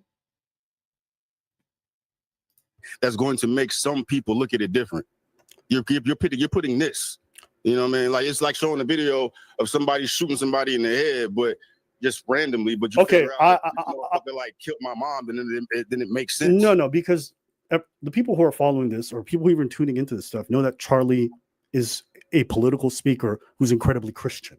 So you're making that assumption though, bro. Like you're making that assumption because now since Kirk has died, there are so many people that are just now learning about Kirk. But it makes sense. But it makes sense that we would think he was religious because he was teaching a doctrine. He was saying specific things that made it seem, and we knew from one or two clips that he was religious. So many people that didn't know before. It's so many people that didn't know before. You put that narrative out. Can I ask you? This is a big reason why so many people don't like Kirk because they. No, that's why your people on Kirk's side is disingenuous. You're disingenuous because you know you would not allow your child to be more traumatized. This is what we're saying on this side. No, you're being hypocritical because you already know you would not allow, if you were a white MAGA person, you would not allow your child to carry a black child. If she were raped by a black, stop lying. You would care more about that. Stop lying. That's what I'm saying. Just stop lying about it.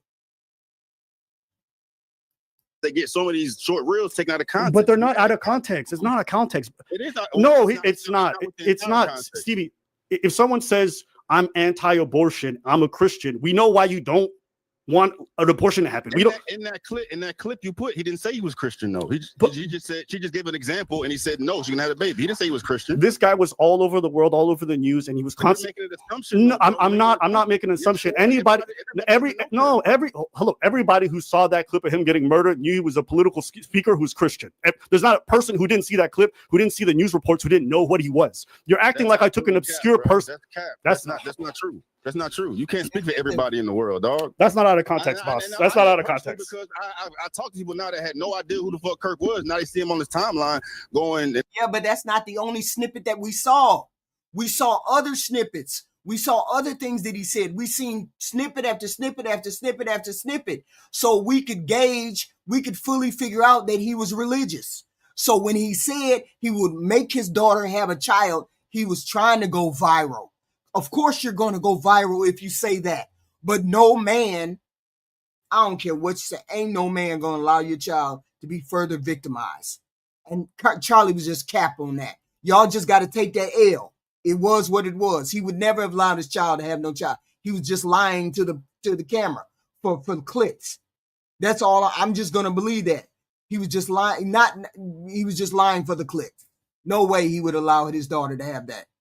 And they don't know who the fuck he is. That's false, bro. He has the very standard cookie cutter Christian view on it. There's nothing. Regardless, you're making the assumption that people know, dog, and that's a dangerous game. You got to give them. That's not an assumption. He got a do-rag on with a cowboy hat. That's wild. That's fucked up. Excuse my French. That's wild.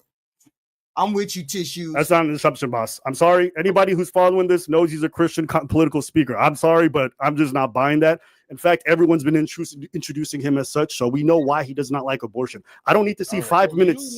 You know, and a lot of people do know. Everybody doesn't know, dog. And you got to be fair and give the reason why. You got to get the justification why. If you just say he's doing this, they go, oh, he's a motherfucker. So here's my question for the people in the chat. Y'all hit the like button, please, and thank you. Would it have mattered what the reason was that Charlie said that? Would you be one of those people that would say that? Hey, Transputin, hello. Would you have been one of those people that said, oh yeah, I'm just going to make my daughter have that baby? Or did you think Charlie was just capping? He was just being for shock value. How many of y'all would have said, yes, sir, step right up, daughter, you're going to have this baby? How many of y'all would have said, oh, would you been like, look, no, I'm not going to let my daughter be traumatized more. We don't need to know the context of why Charlie said it. We don't need to know. Everybody has an opinion. Everybody feels some type of way about AB until it hits your backyard. When it hits your backyard, that shit hit different. That shit is different when it comes to your backyard. Specifically, comes to your 10-year-old daughter's backyard. That shit hits differently. That's why I'm saying the people who are adamantly against AB, you need to think. You need to think. Under certain circumstances, it should be allowed. Specifically, if your 10-year-old daughter is happening. That's why I don't understand people who say, no abortion, nothing, never. No, until it hits your backyard. Now we're talking about hitting your backyard.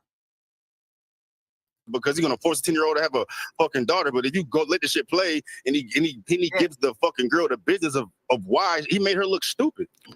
To me, I mean, but that's because that's because you're probably he didn't make her look stupid. Charlie looked like a opportunist. He looked terrible in that take. Every human being who heard that take was like, what?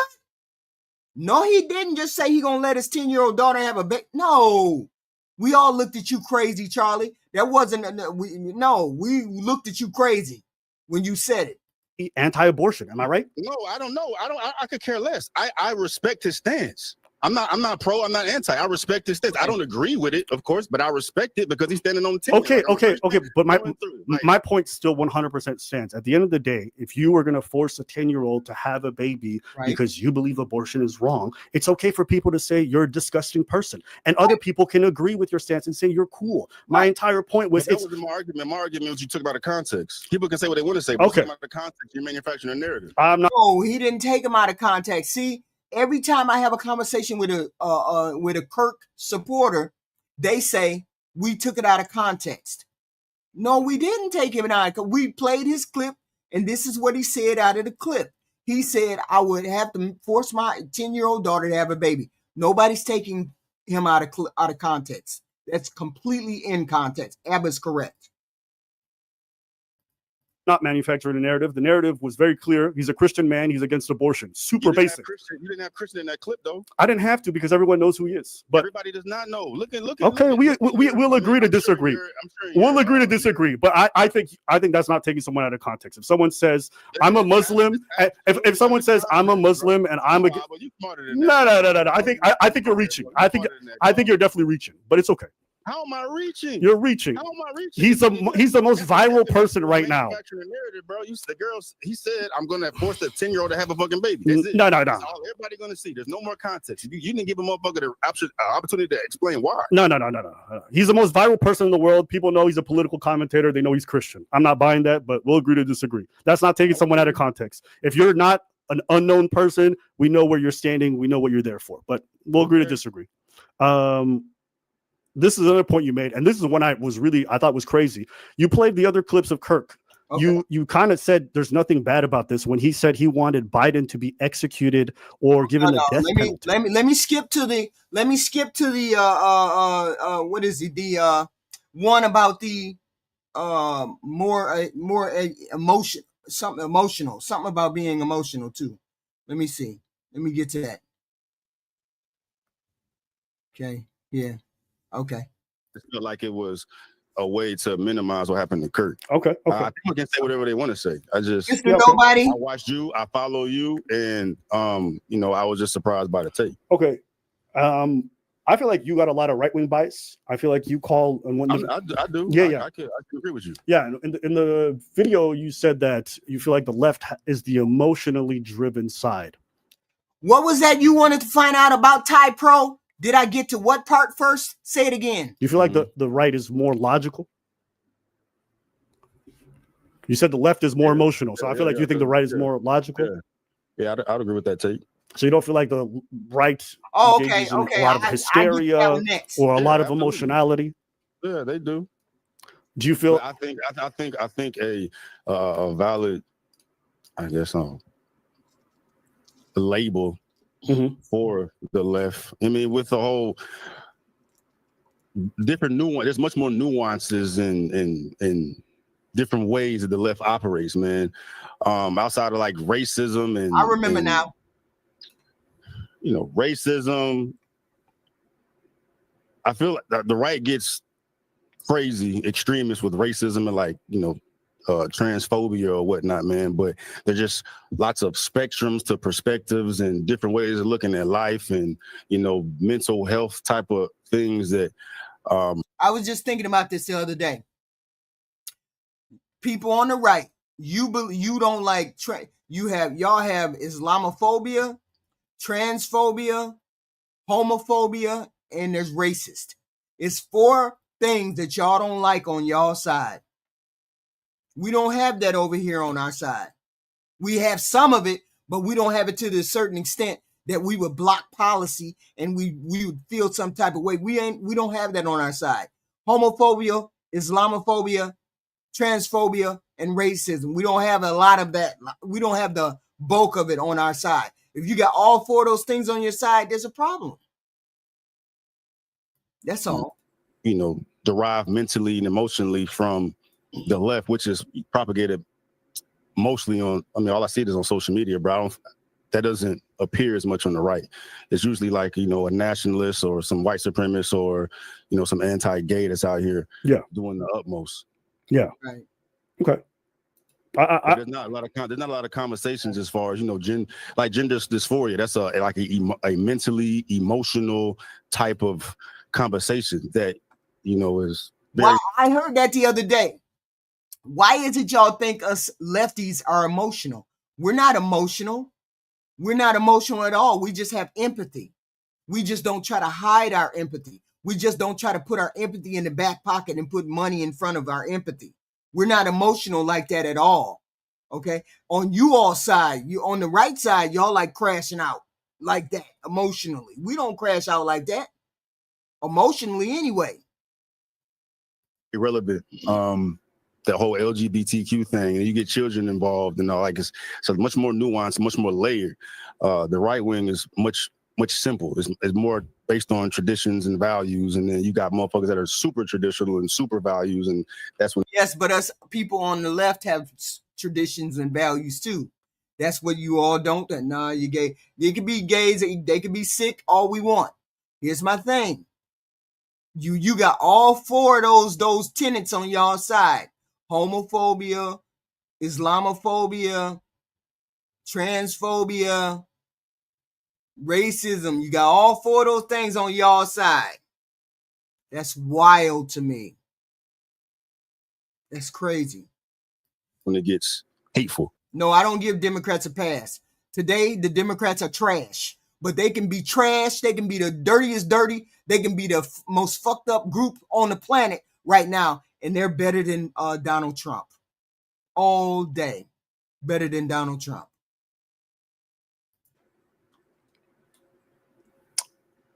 Do you think that traditions and values are logic based? Why not, Mikhail? They human beings too. That's the whole point. They're human beings. That's not Christ-like. I don't understand how y'all call yourself Christian and y'all hate a group of people like that.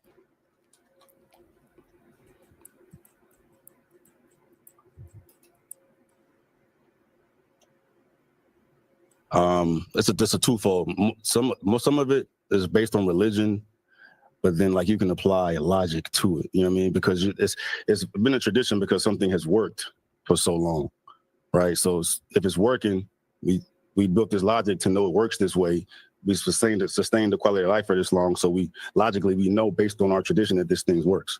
And then when we take take tradition and value. I'm still trying to figure out why we have this mess we're in right now. Yeah, I mean, I'd fundamentally disagree with that. People have done certain things for thousands of years, from human sacrifices to all kinds of really fucked up traditions. And I'm focusing here in America. I mean, there's no perfect way of doing things, bro. But I think I'm the simpler, the better, man. There's not room for extra bullshit. You know what I'm saying? And there's a lot more crazy things going on because we've opened up the gates, and we tissues. that all of those things are coming. We will reveal certain things on this channel. We will reveal certain things on the channel. Y'all got to get the like button up, please. I need 10 more likes, please, and thank you. I need 10 more likes. Y'all being stingy. Y'all came and wiped your feet at my door, and you still didn't give me no like. Ben, you said you wasn't going to give me no like because I ain't no Republican. You changed your mind yet? Y'all give me a like. Give me the likes, please. Get the likes up. Thank you very much. Scale it back. And I'm not talking about, nationalism, white supremacy, whatever, man. People can do what they want to do.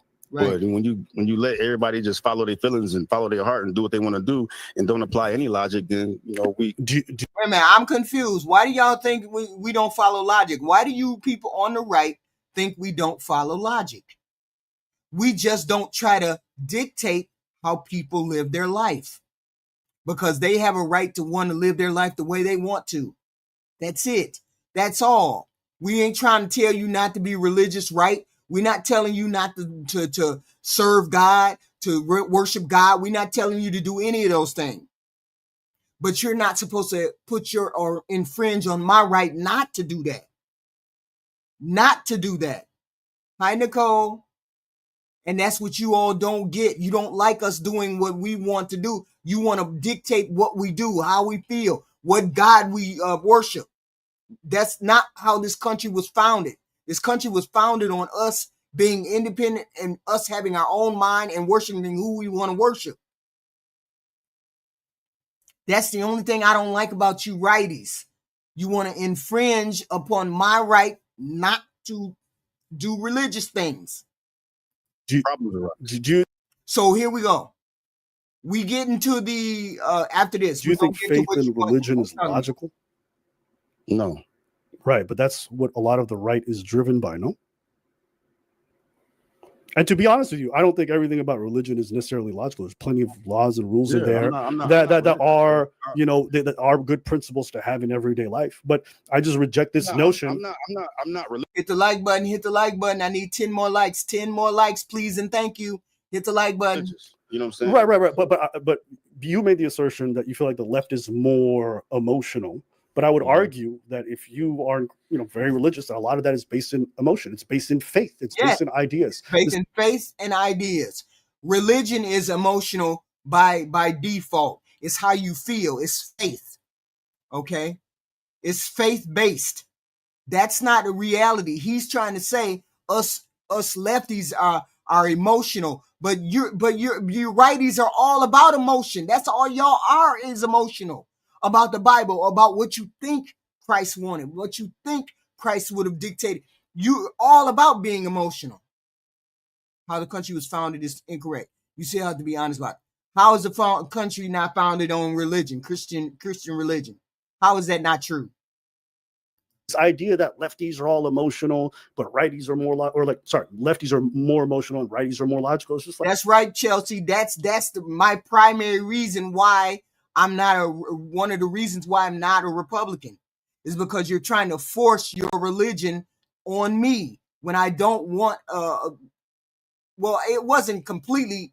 The people were religious. The people were Christian, but they didn't. I'm just saying they didn't make the country. They didn't base it.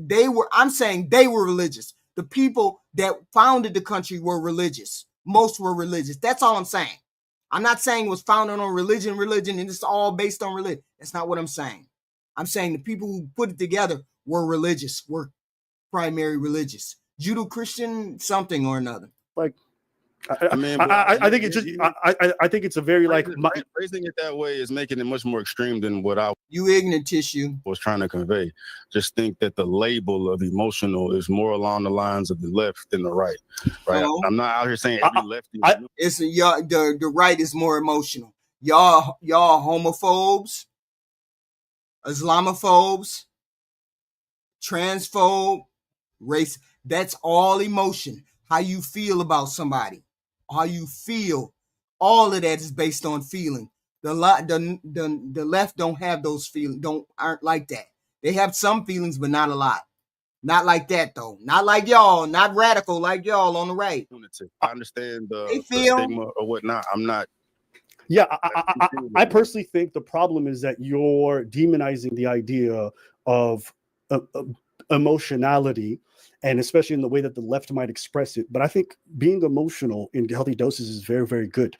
And much of the way that the right expresses it, if done well, can also be very, very good. But this idea, you almost made it like a critique that the left is more emotional. Right. But in my head, I'm like, well, just today, right? Or yesterday, during the memorial, I watched Charlie Kirk's wife give a speech. It was hyper emotional. It was very faith-based. There wasn't necessarily logic to it all the time, but it was still very beautiful. It was very moving. Right. And that sense of emotionality is something that I appreciate. I just think sometimes I would too, but I think problems derive from the right and the you'd have to call yo now. You'd have to call. I would love to find out why you think I'm anti-American. I would love to know, because I want to have a debate with somebody who tells me I'm anti-American. And I'll show you that I'm even more Christian-like, more God-like, more American than you are. Yo now, more than you are. Lefties are girly. Michael, hello, Michael. Hi. Rainbow Kid, hello. Y'all coming in saying some goofy shit. Left for, I mean, when the right does, I'm only focused on the bad things. That's what we focus on, right? If it's good, who cares? I'm just anti-truth. You show me where I said a lie. I would love it. Call me up and tell me where I said a lie at. Because y'all always want to say we lefties are liars, but you have no proof. You never come up with any proof. That's all I'm saying. Prove what you're saying. Don't just say it. Prove it. The phone lines are open if you want to call up and say I'm anti-American or I'm anti-truth. Please call up. I would love to figure out what you all mean when you say us lefties are lying. I would love to. I would love it. Everything's working, but the bad. There's an argument to be made that when bad shit goes awry, it's because people's emotional connection or just mentally unstableness to how. And you righties have that. I thought you were saying I am center, but I'm left center. Okay, but this is the argument between the righties and this is the argument between the righties who are denigrating the lefties. So I'm taking a lefty stance. They align. All I'm sure, saying I would agree with that. All I'm saying with the left, there's more opportunity for error because of so many different ways you can go about this, man. Like just quantitatively, right? There's much more room. There's much more margin for error emotionally with the left because of everything that the left has going on. Yeah. The right is simple. Hey, Okay. Does that make sense? Yeah, I disagree with that characterization, but I understand what you're getting at. But that's fine. I think that's okay. There's no error. I think this is the last point that I really want. I am one of the most unbiased people. I will take the right and I will listen to your argument. You make a cohesive argument. I will listen to it. You're on the left. Mo, come on now. You gotta hit the phone line and prove that you're talking about left. The right is homophobic. The right is transphobic. The right is Islamophobic, homophobic, transphobic, and they got racism. How is that godlike, and how are you better than me if you have all of that stuff going on? What's going on? What's going on? Wanted to bring up. No, I'm in the middle. Let's see here. So I just want to make sure I kind of get to everything just so that we. No, we finna go back to starvation in America. This is the right here. This is the part where I just didn't understand what was going on. Here we go. I didn't understand Black MAGA's stance on that. This is another point you made, and this is the one I thought was crazy. You played the other clips of Kirk. You kind of said there's nothing bad about this when he said he wanted Biden to be executed or given the death penalty. You don't think that people should hate somebody like that, or some people might hate somebody for that? Yeah, we made up a whole lot of stuff, but you ain't hit that link though. You ain't hit no link though. Y'all ain't hit no link and argue the facts. Reason for saying violent things like that? Yeah. That's their opinion. Another point that you made, I played a second clip, and this is probably one of the wilder clips. A young man goes up to Charlie Kirk during that debate, and he says to him, "Hey, what do you think about school lunches for kids?" And Charlie laughs him. He says, "There's no starvation in America. We have an obesity problem. Triple. Nobody here is going without food." And then you agree. And this is what Charlie said. This is Charlie's take. Let's see y'all defend this. Defend this take by Charlie. Agreed with him. You said there's no starvation in America. Go get food stamps. You can get food at churches. There's no reason to starve. Do you remember that? Yeah, there's no reason to starve in America. It's like 1% of households have like technically a hunger issue, bro, but people are not starving to death. Y'all make sure y'all hit that like button, please, and thank you. I need 10 more likes, please. Y'all came into my door, wiped your feet on my rug, and then you didn't hit the like button. What's going on? Hit the like button, please, and thank you. Why should we pay you to tell you a truth that you won't even listen to and call us some? No, I'm just mentioning what's on your side, motivation. You don't like y'all don't like trans people, so you're transphobic. You don't like gay people, so you're homophobic. You don't like immigrants, so you're Islamophobic. And there's racist people on your side. What do you mean? I'm not calling you no names. That's what y'all say y'all don't like. How am I calling you names if you say you don't like them 4 things? Don't be disingenuous. Don't be disingenuous. You don't like none of those things. Don't lie. You don't like none of those things. How am I making that up? Death in America, bro. Motherfuckers are fat as hell. Okay. That's a fact. And see, this is the problem I have with like people who are pro-life, and not you specifically, but people like Charlie Kirk. They're so obsessed with keeping fetuses alive. They pretend it's like this big virtue. And then when a child is born, they're like, fuck you, your parents take care of you. It's actually probably one of the most hypocritical. And this is why I think Charlie Kirk is probably a shitty person to me, is that he spent all this time being anti-abortion. But when it comes to every government initiative that's meant to protect kids and keep them good, he was always against it. And Right. We stop right there. He said he was so pro-life. Charlie was so pro-life. Okay. That every initiative that helped children out, he was against it. Why is that? Why is that? To me, it's like, what's the fucking point of keeping this fetus alive if when it comes out, you're like, yo, fuck you, kid. And that's what he did. He said that guy was... He said, fuck you, kid? No, he didn't, but he might as well have when he's constantly championing everything that's anti-public sector, or sorry, government-involved taking care of kids. Like even you saying there's no starvation is like so disingenuous. If you just Google, you got to prove the garbage that come out of your mouth, Rock. You got to prove the garbage. I believe in God more than you. I believe in God more than you. Because this is not what this behavior is not Christ-like.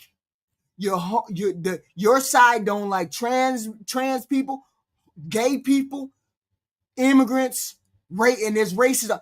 How you God-like? How you more God-like than me? You need to listen to what you're saying. It don't even make no sense. I don't believe in God, but you don't believe in nobody, and you don't like nobody, and then it's un-Christ-like all day. What the hell are you talking about? There's like so many kids today here in America. You could look it up, the statistics that have malnutrition, that have food scarcity, that have all these problems. It stunts their growth. It fucks them up in terms of their academic success. And for you guys to sit there, y'all listen to the video because y'all listening to yourself and think that food. Y'all listen to the video because y'all listening to yourselves. Some of it don't even make no sense. Hold on. I'm trying to get to the phone. Hold on. Wait a minute. Hello? Call from King Ty. Ty. To accept, press 1. To send a voicemail, press 2. Hello, Ty? Hello, HQ. Good evening. Good evening. No, I'm just asking for you to prove what you're saying. You're saying I'm not Christ-like. You're saying I'm a communist. Come up here and tell me. Tell me how I am. I don't understand. They wilding in the chat, HQ. I think it's okay. They bots. Okay. They bots. They not humans. They just bots. Oh, okay. But I did want to speak on this free lunch thing. Okay. Wait a minute. We ain't even done with it yet. No, because they already in the chat talking about the parents to take care of the kids and food stamps. And they gonna get into it, but I want to say this. I just want to say what you got to say so I can get back. I'm gonna get real quick with it. Yeah. So, if children should not have free lunch provided by the school, and I'm posing this to the chat, who agree on that? Should they also not get free school books provided by the school? Should they also not have school buses picking up children? That's also provided by the school. Should the gym equipment not be provided by the school?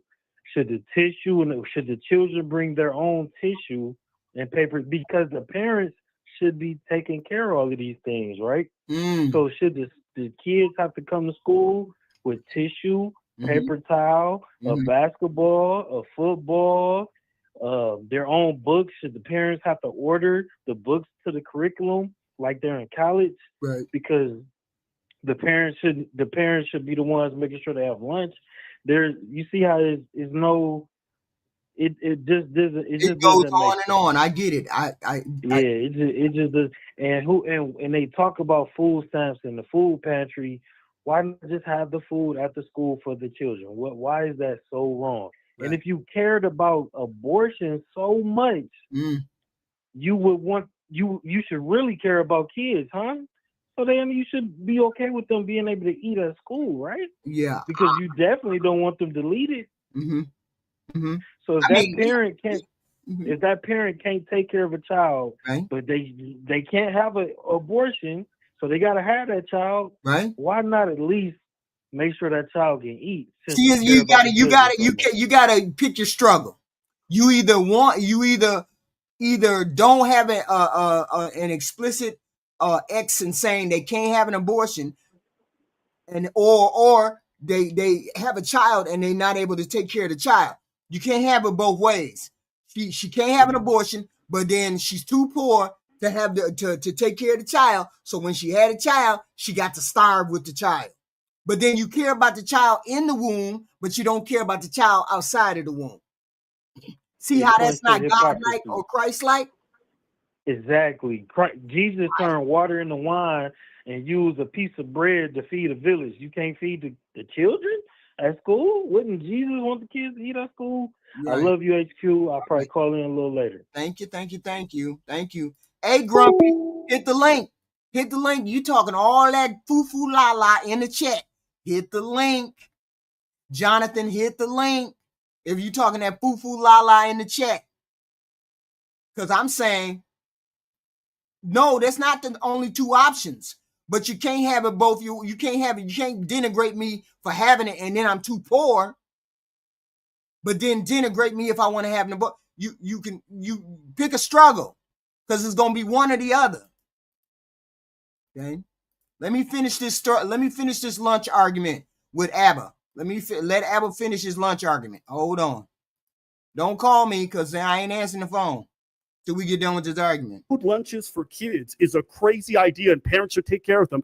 Some parents are dog shit. Some parents don't take care of their kids. And so that's why these school lunches happen, so that kids who go to school get a meal. But people like Charlie Kirk, and then you did the same thing, or like, oh, the parents take care of it. That's fucking stupid. And I'm like, do you guys even Google this stuff? Do you guys even look into it? But you speak confidently against this stuff that's hurting hundreds and thousands of kids. And I'm like, I don't get it. Don't call me. I'll ask you a question. Wait. Which one is higher, the amount of abortions in America or the amount of starving children in America? Wait. The amount of starving kids in America. Oh, that's cap. That's cap? Did you Google it? Did you Google it? I don't need to Google it. You don't need facts. But you know what? Facts don't care about how you feel about it. I need you to Google it. I need you to Google it. You see what he's saying? I don't need facts. I don't need to Google. If you're going to make a stand, make a stand. Don't come to the argument with your feelings. He was just talking about the Democrats having all their feelings hurt. And when Abbott tells him to go look it up, we don't want to hear about your feelings. I don't need to look it up. I know what I feel. See, that's what the problem is with the right. You need to look. You need to have the facts in front of you. Don't spout talking points. I hate people who come with talking points. If you got something to say it on the link. If you got something to say, say it with your full chest. Don't be saying it in the chat. Google, I don't care whether you Google, Chat GPT. Don't talk when you don't know what you're talking about. Abba is telling you, look this stuff up. Google the facts. He's saying, oh, it's so many more babies that get aborted as opposed to people on this planet that are starving. I don't care about the things that have been the ABs. I don't care about that. I care about the people that are on this planet right now. This is what we're caring about, the people that are on the planet right now. I'm not worried about no fictitious children that may or may not make it further on this planet in somebody's womb. I'm not worried about that. Cite your sources, come up here and have a reasonable argument. But don't sit in the chat like you don't know how to have an argument because you're arguing with me and you act like you got facts. I'm not saying I got facts. What I am saying is I got that smoke for you today. Okay. Go Google. Somebody Google it in the chat. Okay. But I'm not you. Let me figure out the best way to articulate this, because you have this anger towards Kirk and me and whomever else because we don't support government, not even support government assistance. We're saying the parents should do it, but in the reality of the problem, bro, there's so many different ways that people can eat outside of their parents. There's food stamps. Yes, Abba coming with the facts. That's the whole point. He coming with the facts. This Stevie don't have no facts. Churches, charities, bro. Like, there's no reason for somebody to starve. So do you want a 7-year-old or 8-year-old to go to get food stamps or go to church and get food? Their parents should go. What if the parent doesn't want to go? What if their parent doesn't want to go? You saw in the video I said it, bro. I'll be jealous when I see the amount of money these people have on food stamps, bro. They be running these EBT. Are you crazy? Are you crazy? What do you mean you worried about these people getting food stamp money? Are you crazy? Are you crazy? What? I be jealous of these people who getting these food stamps, all this free food stamp. That's why we got this big, beautiful bill dropped on our ass from jump. It's because people like you who think bum Keisha don't deserve to have food stamps. Oh, they eating off of me. They taking my taxpayer dollars. Not even knowing that taking away the food stamps and school lunches is going to burn up the elderly, the handicapped, and the disabled. Just wild. She's up $400, $500, $600, bro. Like there's no excuse for somebody to be to be hungry, unless they got like they're picky, they're bougie about what the fuck they want to put in their body, dog. But beggars can't be choosers, bro. Like you can't have no filet mignon when you can't afford it, dog. Okay, we live in a capitalistic country, dog. Bum Keisha eating filet mignon. Let's take 2 steps back. All right. Let's take 2 steps back. Do you agree with there's a lot of bad parents? Exactly, Nicole. Absolutely. Exactly. Do you know that there's a lot? Hold up. Do you agree that there's a lot of parents who neglect those children? Absolutely. Yeah. Okay. So do you think that those kids should suffer because they have bad parents? No. Okay. But bad shit happens. Man, how do I put you up there? So wait, you're just gonna let kids suffer when the? No, I'm not gonna let them, bro, because there's other avenues. Like if they're going to school, this is a hypothetical. Well, no, hold on. What did you say? If they're going to school, what? If they're going to school, they can get a free lunch there? Hold on. I'm assuming that teachers are aware they can see someone losing weight. But that's what the program's for, Stevie. That's what I'm saying. The program is meant to give kids lunches at school. Wait till we get done with this. I'm talking about like teachers making calls to get, the correct parties involved to address a child, to find a potential food for them so they can take advantage of the surplus of food that is available for people in these situations. Like the homeless don't go hungry, bro. They can go get a meal if they want to get a meal. The homeless don't go. The man done solved the homeless and hunger problem in the United States. Lord have mercy. We all can go home and sleep. Hey, Aaron. Hey, how's it going? What argument do you got? Or what do you want to comment on? I kind of left off where you were saying about you can't denigrate a person for having a child. And then the point I was making was you can absolutely criticize a person for making a poor decision of having children when they're not fiscally prepared to care for them. And then you can't turn and then you can't in the face of pregnancy turn to AB to delete the issue. No, the problem is when the child was conceived without a plan for the child's care for the next 18 to 24 years of that child's life. Yeah. That's a problem. You're saying don't have sex. I'm saying do what you need to do to avoid conceiving a child unless you're prepared to take care of that child and give that child a proper upbringing. But see, I said that I wanted to have an abortion, and you told me I couldn't. Yeah, well, no, because look, the poor decision was made at conception. Everything else after that. Why can't I have an AB then? Then we wouldn't even be having a discussion. Why can't I have the AB? No, we wouldn't be having the discussion if you didn't conceive the child. AB is not a problem. It's a solution to a problem that should never have existed in the first place. Especially if you call yourself a Christian, then the point of conception is when a soul is created. It's when the two DNAs get together and a trajectory is set for a human being to come forth into this world. The incubation process starts on that. So how can you terminate that to eliminate the fallout of a bad decision? How about make a good decision? Because I have that choice. You have that choice. How selfish does that sound? Because you have that choice is reason enough to exercise. Wait.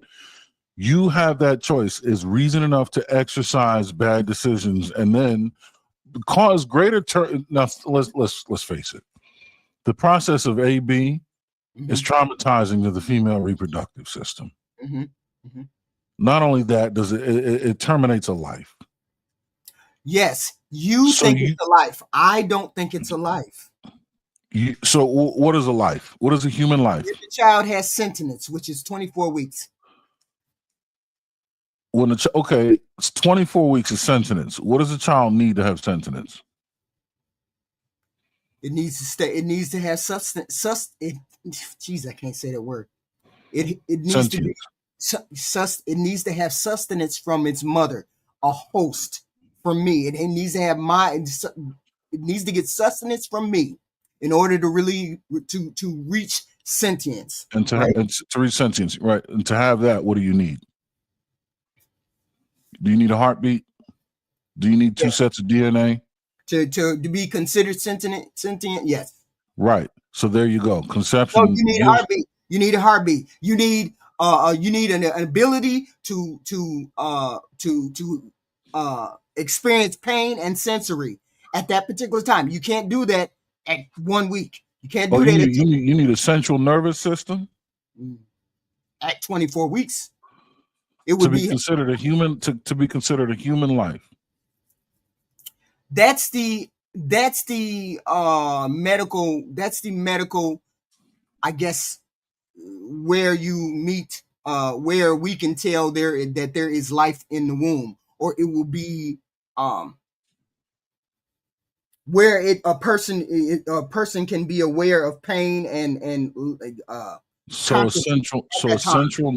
functioning central nervous system is an indicator of life in a womb. You turn a sperm cell loose into a womb, that's not an indicator of life in the womb.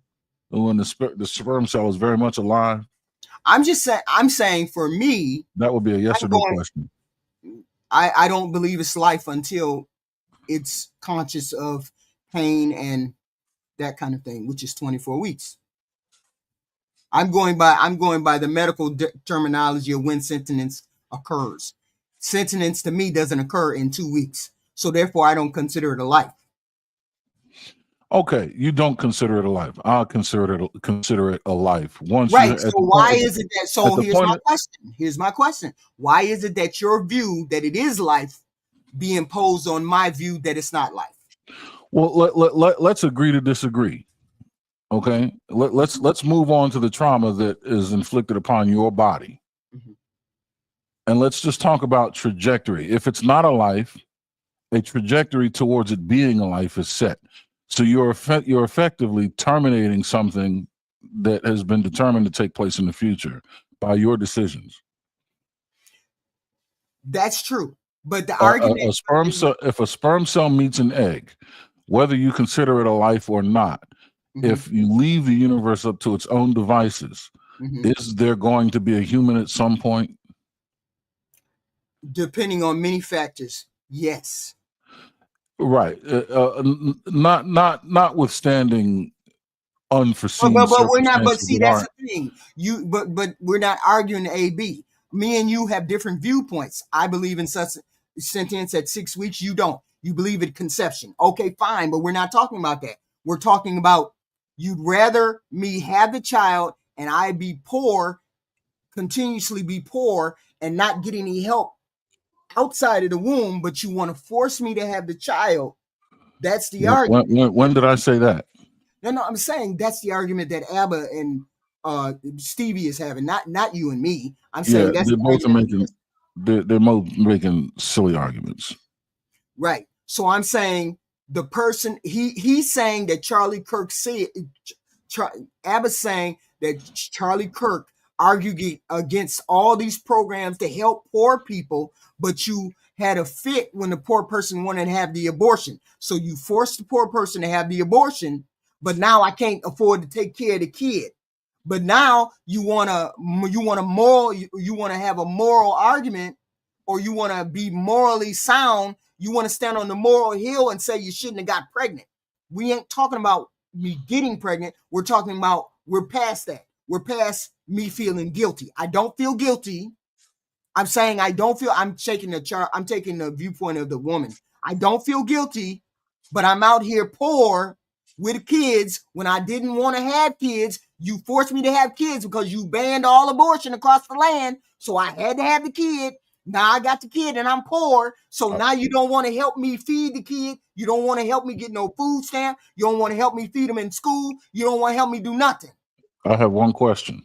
Mm-hmm. If you didn't want to have the kid, why put yourself in a position to have the kid? We passed that. That's what I'm saying. No. How can you move past it? That. We want to put me on that guilty heel. No, it's not. Feel guilty. I don't feel guilty. Stop saying it's not about guilt. Can you answer the question, HQ? See this. So this is why a lot of times the left will be being accused of being emotional, because you can't answer a question and you're talking about. I'm not trying to. You're trying to put me on a moral hill, and I keep telling you I'm not. You HQ. You cannot dictate my intentions. That's not what I'm trying to do. I'm trying to gain clarity. So why do you keep asking me why did I get pregnant? I'm about to tell you, HQ. I'm trying to gain clarity in the conversation so that we can understand what each other's saying. Okay. What I'm saying is, you're saying that if you just said, if I don't want to have a child, you should be able to abort it. My question is, if you don't want to have a child, why put yourself in a position to have one in the first place? Because I wanted to have sex and I didn't use condoms. Okay. Why would you? So is this a good decision? Of course not. I'm saying. Okay. Now wait. Why should I be held accountable or responsible for your poor decisions? You would not be helping me make the poor decision if you would have allowed us to have legal abortion. You wouldn't have had nothing to do with it. But now that you forced me to have the baby because I can't have the abortion, now you are obligated to help me. So you're willing to put your body through that amount of trauma for poor decision making? Knock yourself out. I'm just saying, I'm giving you the argument that I'm giving you the extreme argument. Okay, and there's the extreme response. If you want to make the poor decision of putting your body right through that amount of trauma, then you are not adept at making sound decisions. And people who are should steer clear of you. We passed that, Aaron. That's what I'm saying. We already passed that. We already know that I ain't made a sound decision. We already know that I'm reckless with my body. We already know all of that. So we passed that. So now we got the baby, and we got the baby at the school. Can't get no food. I can't afford the child. See how you're forcing the argument into a position where a baby exists. What I'm saying is, if AB is the only option, then so be it. But that's your body. But to bring a child into this world, then to force me to have to help you care for the, what do I have to do with that? You made two poor decisions, and now I'm on the hook for helping you. You're out of your mind. Hold on. Let me answer the phone. Hold on. Are you saying on the hook for free lunch? Hold on. Okay. My bad. Wait a minute. Hold on. Add to the stay. Hold on. Because I keep not answering the phone. Hello? Can you guys hear him? The person. Hello? Yes, I'm here. Hello? Yes, I wanted to comment on the gentleman that's speaking. Aaron? Oh, okay. Aaron, can you hear me? Yes. Okay. Go ahead. I think that he's talking out of both sides of his mouth, because why should all of the choices be placed upon the woman? Oh no, the man should absolutely. If a man, I never insinuated that, but a man has no authority. And he seems what the. Hold on, caller. I'm answering your question. Okay. So what you just said, I never said. What the Republicans. Hold on. He never said that. He can't answer you, so you can't give him a question because you can't hear him. She got to hit the link. I'm speaking to you. Okay. Let her speak, Aaron, and then when she gets off, you can answer her question. Okay. Because Okay. you can't hear each other. I can hear her. She can't hear me. Yeah, she can't hear I you. was Yeah. Oh. Okay. All right, I go was ahead, caller. I was saying that I think that it's unfair because what Republicans seem to do is they always want to put the pressure onto the woman. The man, just go on about your business, keep having babies. The men leave the women, not in all cases, but the men leave the women. Nobody puts pressure on the man. All the pressure is put on the woman. A woman who is making the decision to have an abortion is not making the decision on a Saturday and then on a Sunday she's going to have the abortion. It's a long thought out process. And another thing he seems to forget is he's talking about, well, what an abortion does to a woman's body. Has he ever considered what pregnancy does to a woman's body? How much a woman's body changes since she's carrying another life? Sometimes maybe 2 lives. She's carrying twins or triplets. Okay. That's a big sacrifice. Okay. Is that your point? Because you can't hear him unless you hang up. Okay. Or you can't hear him unless you hang up. Well, that's my feelings on the issue. Okay. I think he seems to be making blatant comments. Okay. And I have one more comment. Okay. The guy with the mega guy with the cowboy hat on, I mean, he's talking out of his ass, basically. Excuse my language, but talking about gays and transgender people. It's not. My feeling is the reason why they are so focused on that community is because they are like that community, and they feel that they can't be themselves. There's a reason why every single time they have a Republican national convention, that Grindr, we all know what Grindr is, why Grindr blows up. The same thing with Charlie Kirk's memorial service in Arizona. Grindr crashed because that many Republican men were on there. But these are the same Republican men who are so against gays and transgender. Look at Lindsey Graham. Who doesn't know that he's gay? But will he ever say that he's gay? No. Okay. It's hypocrisy. Thank you, caller. Thank you. So Aaron can answer you. You have to hang up for Aaron to answer you, okay? Okay, thank you for listening to me. Then you can hear him. Thank you for calling. Thank you. So this is going to be difficult to respond to because she essentially said something that I never said. Okay. I never said that the man is off the hook. It's just the conversation didn't address the man's side of things, right? So absolutely, when a child is born with no plan or no desire for the child to be born, it takes 2 to tango. Right. And a man is absolutely in that position. I just never inserted him in the conversation because a man has no authority on whether or not a woman has an abortion because it's her body, her choice at that point. But that's why I was trying to take the conversation back to before the point of conception, because that's the only time a man can exert any authority over the circumstances. That's the only time I can hold a man accountable for his actions are before the point of conception. But when you tell me we're past that, yes, it's all going to be up to the woman at that point because it's her body, her choice. Right. So so to say that is completely disingenuous, and I never said that. Okay. Right? Now, as far as the next point that she tried to make, where she's saying am I aware of the toll pregnancy takes on a woman's body? Yes, I am. I have children. Right. I've watched my wife go through a full term of pregnancy and give me a beautiful daughter who's now 8. Okay. But that still does not take away from the fact that there is a decision made that if the effects it has on your body are detrimental either way, then it's a poor decision to put yourself in that circumstance if you're not prepared and willing to deal with those effects. One effect can be worse than the other, but you can't sit here and say, oh, well, I'm going to play with knives and I'm going to cut my finger off instead of cutting my arm off. Just don't play with knives. Don't cut yourself unless So, that's something that you're willing to get into.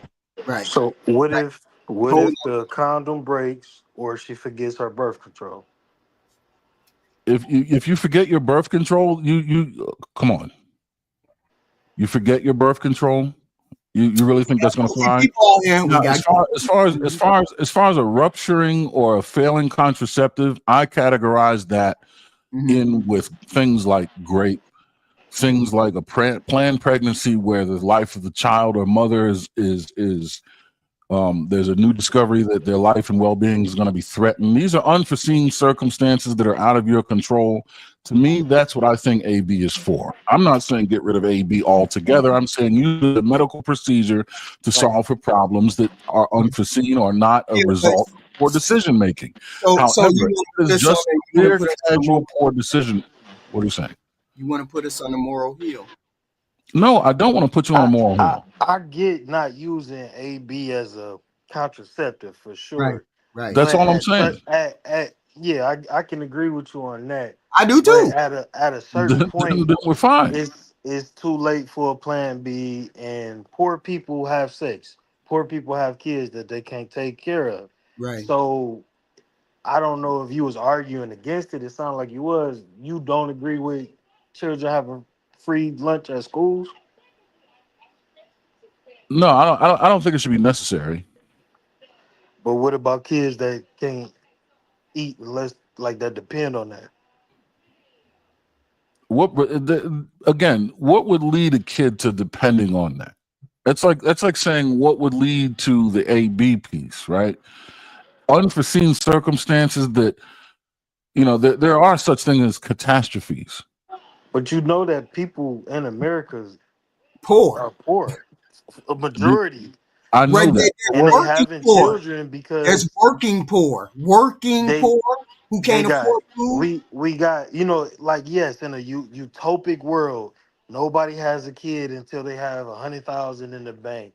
No, Nobody no. has Let's sex not. out Let's that's that but that's the type of ideology that belongs there. Oh, you shouldn't be having sex if you can't. Type pro. Let's not go hyperbolic. It's me. I got you. We don't need to do that.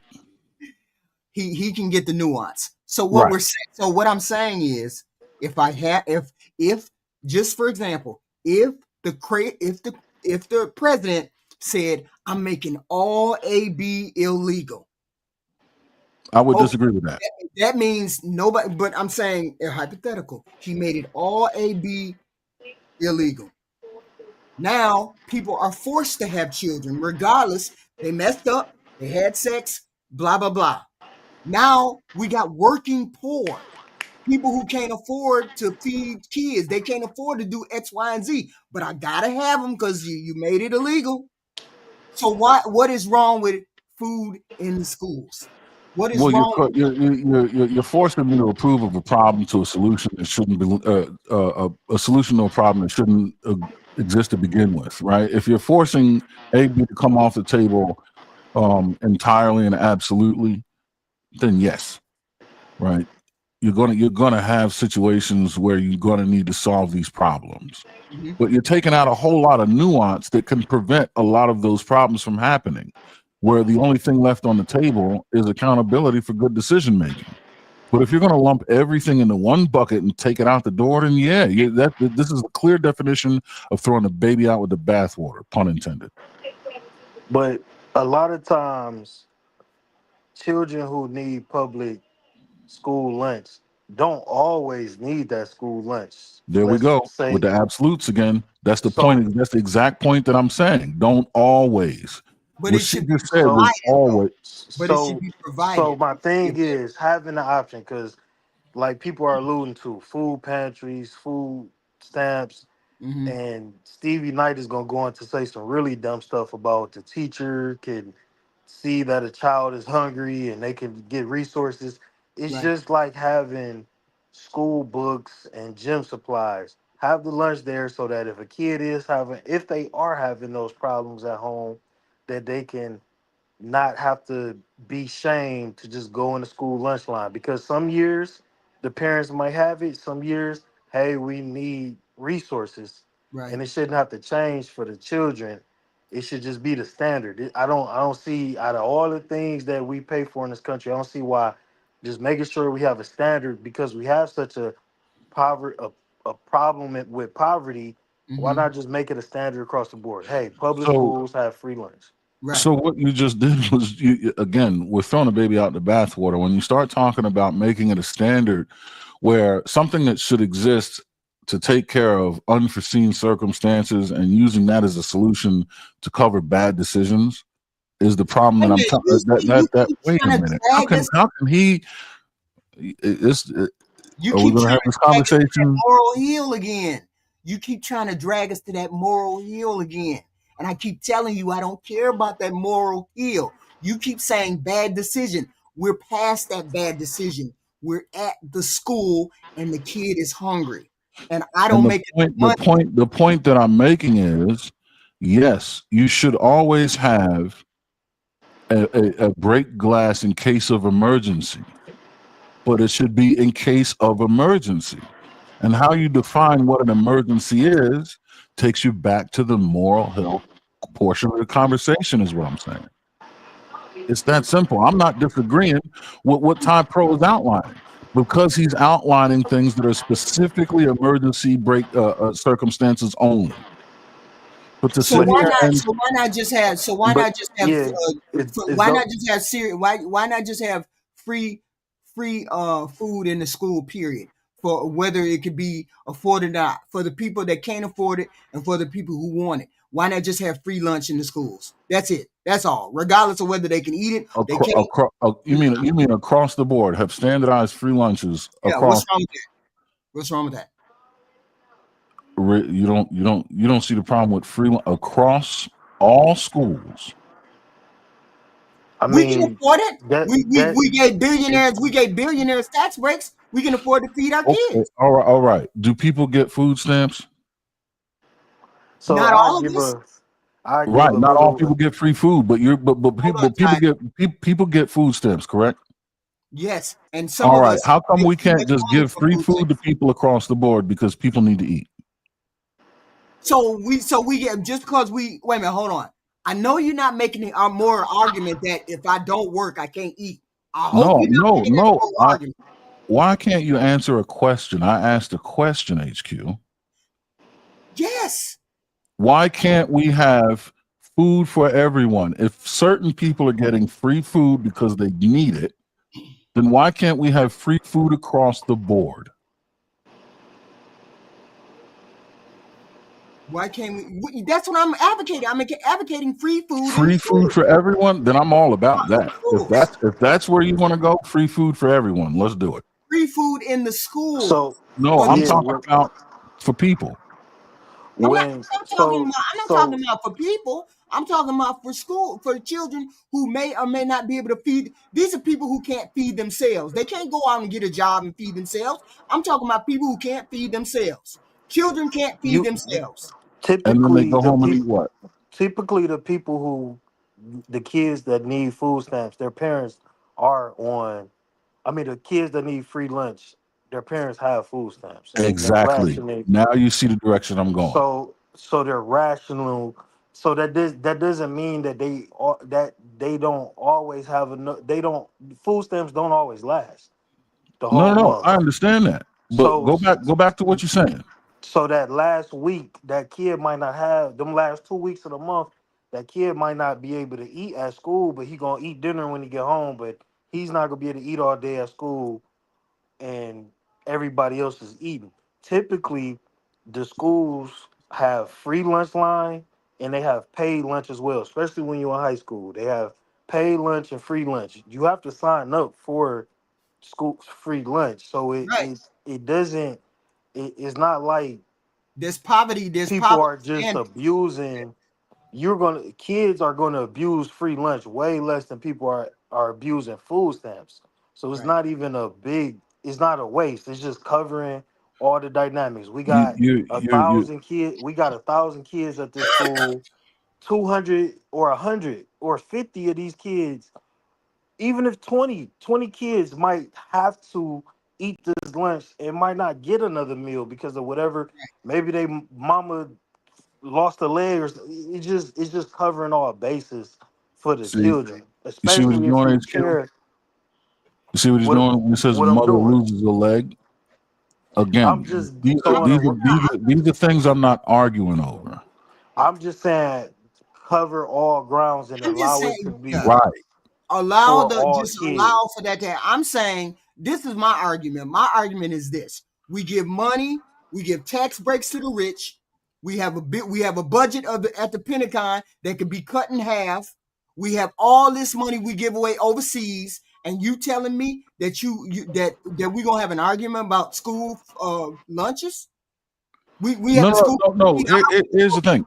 Here's the thing. My argument personally is not about school lunches. When I first came up here, what was my initial argument? We were talking about AB. Right. Having a Right. child. About this. Right. So this is what happens when you force the conversation to move in a direction you want it to move into, to make points that you want to make. This was never my argument, first of all. This was Second the of all, argument that this is the argument that Abba and Stevie were making. I had to pull you back to that argument. You got no, me the AB argument. I was no. talking about the All right, when I came onto the panel, I said I had an issue with something that you said. So I don't have an argument with, like I told you, both of these guys are not making a whole lot of sense. Wait, let me finish the argument. It's almost And done. I can't debate with them because they're not here. I'm here to debate with you, HQ. Right. Well, I'm gonna drop down, but I'll say this though, and I would like to hear what your thoughts on it, Aaron. I think that free lunch should be available to any student, just as the school bus is available. All kids not gonna need. Some kids get a ride to school. Some kids don't have Do, a car at home. They need to get on that do you bus. want to you want to know what my whole, I can give it to you in like 15 seconds. Yeah. If a child is born and the child needs any kind of government or public assistance, that child should get it. Full stop, lock, stock, and barrel. Okay. Both of the children's parents should also be required to be in the same home raising that children, and should be required to take part of some kind of rehabilitative program to see to it that those parents are back on the path to becoming self-sufficient while raising this child with the government assistance. All of this should be tracked. You should be earning your keep or on a path to earning your keep if you're going to lean on the government. We should be putting the father back into the home and incentivizing that with free lunches, free education, free all this, free food. I'm all for all of that. But the only way to be able to incentivize it should be to make sure families are whole and that we're making sure these families have what they need to grow and improve, rather than just continue letting poor decisions fall through the cracks and be tucked up under and break glass in case of emergency and let people take advantage of the system. That's the bullshit problem that I have. We're always going to have poor parents. Period. We're always going to have poor people. That's fine, but you see how I outlined a plan to ensure that doesn't continue. That's what I'm saying. We're not solution oriented. We're sitting here complaining about this problem and that problem on either side. No one has a viable solution that helps the actual family, therefore the community, grow so that these problems erase and are eliminated. That's why I say we're coming up with solutions to problems that shouldn't exist to begin with. Yeah, but I'm saying they're going to exist because I could get married, get pregnant. I'm pregnant. My husband get killed. Yes. And now I'm poor. So now I need help. No, they currently exist, but they don't always have to exist. And the solution should be oriented to prevent it from existing again. We're never going to get rid of poor people, Aaron. That's not what I said. I'm gonna get out of here, but y'all cooking. Okay. Let me finish the video. It's not. I don't finish the whole video. Just his. Respect to you, Aaron, for sure. Thank you, Tate. Thank you for coming up. Thank you for coming up too, Aaron. Thank you for coming up too. You want to hear the rest of the video? Thank you. Or no? Okay. Comparing children to homeless. Like, what are we talking about? See, I want y'all to just think about it. So there's shitty parents out there, okay? and you want teachers to call the shitty parents to be like, hey, be better parents. Or you want to call child services? You want to call child services? You want to put them in foster care? It may be better than having the shooty ass parents. Have you looked into foster care, CD? Have you Googled foster care? But you're describing these parents as ain't shit, bro. Like it is bad shit happens. I know. I cover them. I cover them every day. There's a lot of ain't shit parents. There's a lot of ain't shit. You cover them. There's a lot of ain't shit parents. Let me read it. Thank you, Rainbow Kid. Thank you. Geez, I never can see the doggone thing. I keep clicking it. I can't see it. The public school system spends over the 900 billion annually and has a gross mismanagement of funds. Are we really arguing against free food? Yes, we're arguing again for people to have free food. Get the mismanagement, get the waste, fraud, and abuse out of it, and feed the children school lunches. That's what we're saying. Okay. Keep going. Videos have you done about baby mamas?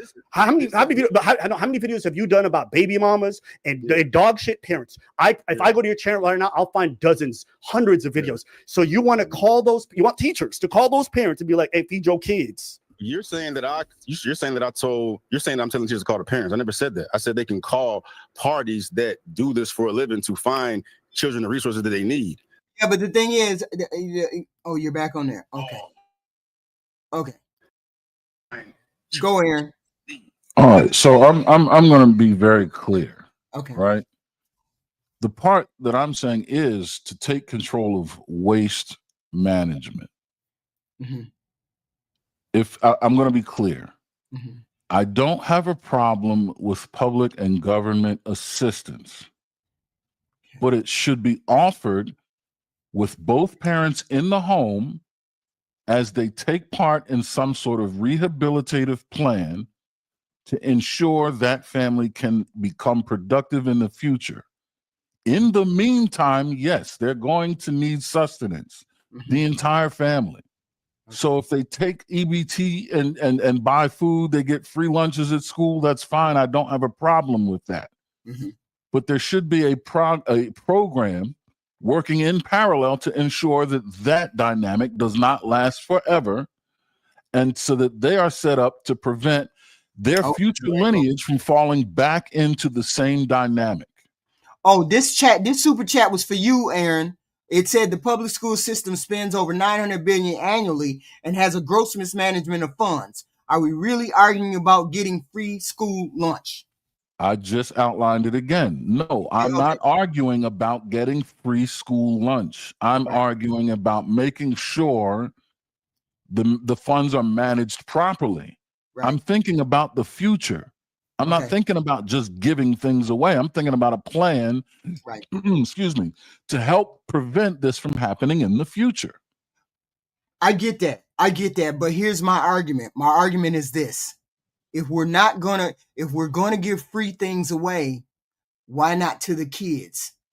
Why worry about why we're not worried about say don't give it to the kids? I said I don't have a problem with free lunches. I don't have a problem with feeding families. Do so as long as there is a parallel program to help rehabilitate that family's ability to self-sustain. If we why does this keep getting missed? No. We got it. I didn't realize you had already read understood the super chat and all that. We got it. I get it. I do. Let me finish. All right. Like teachers do this all the time. They'll see a child that may be neglected and they'll make the calls or alert people to, intervene. Right. But I mean, I feel like we're pushing it far out to like specifics of it, bro. At the end of the day, my point of view on it is that it's, abortion is a far larger problem than starving children. Children don't starve in America. They may be hungry, but they don't starve. This isn't fucking people. How is he saying people be hungry, but they don't starve? How is that? Listen to his argument. It's wild. It's not a famine going on. People are not dying because they're not dying. But do you understand? Like hypertension, obesity. There's much more obese kids than there are hungry kids, bro. You know what I'm saying? Like, and the world's not perfect, though. So he said, if you obese, I took it to mean if you obese, then you can starve. You ain't finna go hungry. This is wild. It's not utopia, bro. So it's like I get, and then I'm a capitalist, dog. I'm not in support of the government coming out taking care of everything. You know what I'm saying? I'm not going to oppose it. Like, but you want the government to get involved and stop abortions. I never said I don't give a fuck about what anybody does with abortion. But did you say it's a bigger problem? Yeah, I said it's a bigger problem, but I didn't give a solution to it. I know it's a problem. I never said what I want to do about it. I could care less. Like, it is what it is, dog. This life is fucking hard, dog. And some children are born in fucked up circumstances, bro. It is what it is. Yeah, but see, that's the thing. I think a lot of people would hear your stance or hear Charlie Kirk's stance and say, you guys aren't the best people because you don't seem to care about making sure that other people in society are okay, right? You guys are more focused on being capitalists and taking care of yourselves, which is okay. Do that. But if people want to look at you and say, well, you guys spread hate out there or you guys spread selfishness, I think that's okay. I think a lot of people allowed to do that. I never said that was a problem. I said people can say whatever the fuck they want to say. My issue with people was celebrating his death, like championing pom-pom and that shit. That's the epitome of evil to me. That's the epitome of evil. That's not a right or left thing. You think it's more evil to celebrate that man's death than it is for that man to advocate for the fact that children don't get meals? But they can get meals. Is that the only video you've seen him talk about children?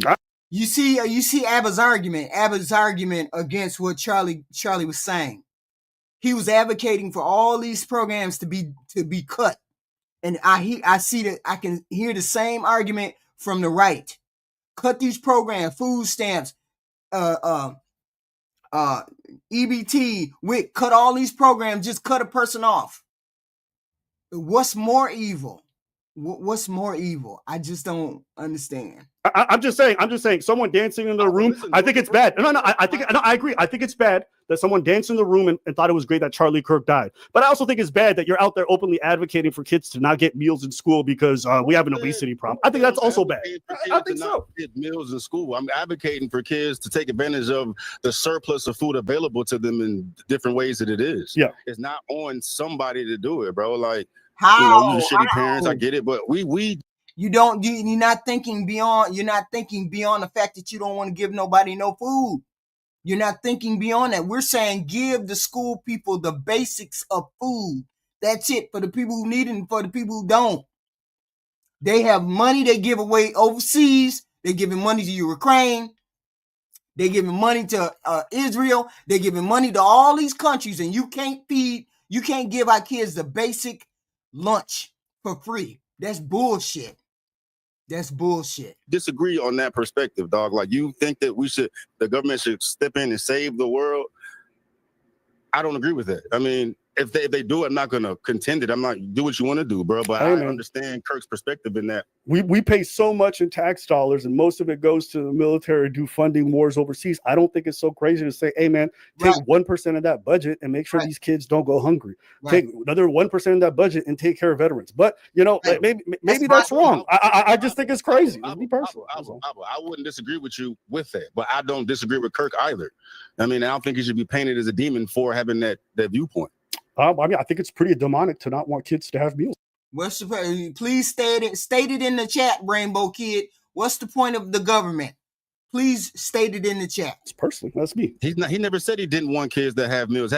Is that the only conversation you've seen Abba have discussing that topic? When he was suggested a food program to make sure that kids who can't get access to good food or decent food or have malnutrition get food, he said, no, that's fucking stupid. Let the parents do it. Can you answer my question, though? Was that the only video did you let that video play and see what else he said in regards to that discussion? Yeah, I played it. And what did he say? He said that he thinks that the parents should take care of it. The state shouldn't be involved. He said, pull it up right now. I've seen it. You can pull it up, but that's what he said. He said the state should not be involved. No, bro, you're a victim to the same thing everybody else going through, just getting sucked in by these reels, dog. He's named all these different avenues, these different ways of children to receive food. You're just hold up. How does a hungry kid get food?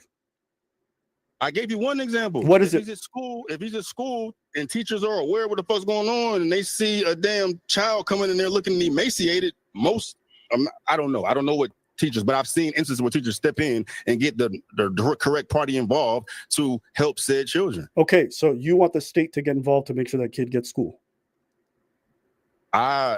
You literally just like that's what you said. You want this? Do you know this? I never said want. I said these resources are available to them. But that's what your solution is, right? That's not my solution. I'm giving you the fact that there's different avenues and resources for children to get food if they need it. Okay. I'm not saying what I want. I'm saying what's available to them. There's no reason to starve, dog. All right. Hey, listen. And yet, we are the richest country in the world, and yet we have people starving. There's no reason to starve, and yet we have people starving. I don't get it. I don't get that attitude. I don't get it. We'll agree to disagree on this point. No reason for kids but statistically speaking, every year there's so many kids who are suffering. That's perfect to healism. Accessibility. Available, but not accessible. From malnutrition. That's what the numbers say. We'll move on to the next point. And there's so many people that die from car accidents, bro. We get shit. It's fucked up shit happens. What? Like we can't save everybody. Bro. Like it is. But just because we can't save everybody doesn't mean we don't try. Right. But there's avenues for them to be saved. Just maybe not with this school. Yeah, like yes, car accidents happen every year. Doesn't mean we don't try to make cars safe. Wild to me. This is wild to me. Doesn't mean we don't make roads better. And there's ways for children to get food. Okay, man. I'm gonna disagree. I think that stance is crazy. You don't think there's other ways for children to get food outside? I don't know. Have you ever been a kid? You think kids just know where to get free food every day? Right. You truly think kids know what the resources are? Like, what are we talking about, man? I don't know what their day-to-day is, man, but maybe there's media. You don't know what their day-to-day is. Come on, bro. Come on. Things are like ways that teachers can express this to children to like educate them on there's like sex reproduction type of information they get. There's like if there's a potential for a problem to be had, I'm assuming that there may be ways for schools or whomever to express these resources to kids to make them aware of it, at least. Like if they come in hungry, hey, we have this available if you are hungry. You know what I mean? Like I don't know how it is, but there are different ways for children to get food. I'm just making sure off the top of my head of how that connection may. I made the point before. You can give money to Ukraine. You can give money to Israel. You can give money to whoever you want to give it to, but you take some of that money and you feed our poor children. You make sure our children are fed. Don't give me the bullshit about parents having to feed their own kids. If you can fund wars, you can fund the Pentagon, you can take some of that money and feed our people. You can feed our homeless. It's full stop. I'm not gonna have no argument about feeding no kids and the homeless veterans. I just ain't gonna have no argument about that. No. Occur. Yeah. I just think in terms of a worldview, we fundamentally disagree on this topic. But it's fine. We can move on to the next topic because I don't want to laugh in circles. But look. First of all, like my only issue was the manufactured narrative, and then we got to the bottom of, like you saying, you were contextualizing it in the video. I didn't receive it as such. I mean, those are mainly the unless you have something. No. Because I think you went over some of the stuff that I had because we both watch each other's videos. Okay, so they went on. So that was the video. Okay, we get it. People don't want to feed other people's kids. I get all of that. I do. Okay, I do. But here's the thing: we have people that are hungry in this country. We have people that need to be fed in this country, regardless of whether they got money or not. Even kids, even rich kids that go to school. They see the free lunch and they take the free lunch. Just have it available for them to eat. That's it. I told y'all about my husband who, he would see the neighborhood kids come from school and he knew they had poor parents, or maybe they didn't have poor parents, who knew, but he would hand out food and sandwiches to the kids as they walk by. If they walk by my house, he would feed the kids sandwiches because he didn't know whether they had food or not. That's what my husband used to do if he was at home at that particular time. Okay. So I'm saying, y'all already know how I feel. I'm going to have care and concern for the homeless, for the disabled, for the veterans, for the elderlies. The rest of y'all can go burn. I care about that group right there. And having school lunches helps them. Giving money, giving food away, free pantries and all of that stuff helps the homeless and the elderly and all of the above. We are only as strong as our weakest link. It is what it is. I believe that, full stop. We are only as strong as our weakest link. And when you say you don't want to give kids food in the schools, I got a problem morally with you. You're not living the Christian life like you say. You just ain't living the Christian life like you say. If you can give money to Israel, you can give money to Ukraine, you can give money to X, Y, and Z, but you can spend all that money on that funeral at Charlie Kirk's funeral, and you can't give no free lunch to kids because they mama is Bum Keisha, and Bum Keisha need to take care of herself, so she too poor. Since she was poor and she had sex, she need to do what she got to do. I don't want to hear it. That's the argument I'm not gonna have with you. If you don't want to feed the kids of our nation, but you want to give money to Israel, and you want to give money to Ukraine, and you want to give money to X, Y, and Z, we don't have no discussion about that. I don't even want to have no discussion with you about that, because our children are our most important resource, and we need to have I ain't crashing out nothing. I'm crashing out because I need to eat. But the final thoughts, put them in the chat. I gotta find that video that I put in the chat yesterday, because somebody said that I didn't have the whole bunch of names of the people who had who were doing the killings and all that stuff. Yes, I did. I had the video yesterday. I gotta go and eat. I appreciate y'all showing up. I'll be back at 10 o'clock. There'll be a different subject at 10 o'clock. I'll be back. This was a good discussion. Yes, it was. I appreciate y'all. Hit the like button, share button. We doing this every weekend, or we doing this every night, because there's a lot of things to talk about. No, little toilet, no. I gotta go eat. Y'all know I don't eat. Last time I ate was at 12 o'clock, and I think it was a bag of chips or something like that. I'm starving. I will be back 10 o'clock. I'll see y'all. Thank you for showing up. I love it. I love this.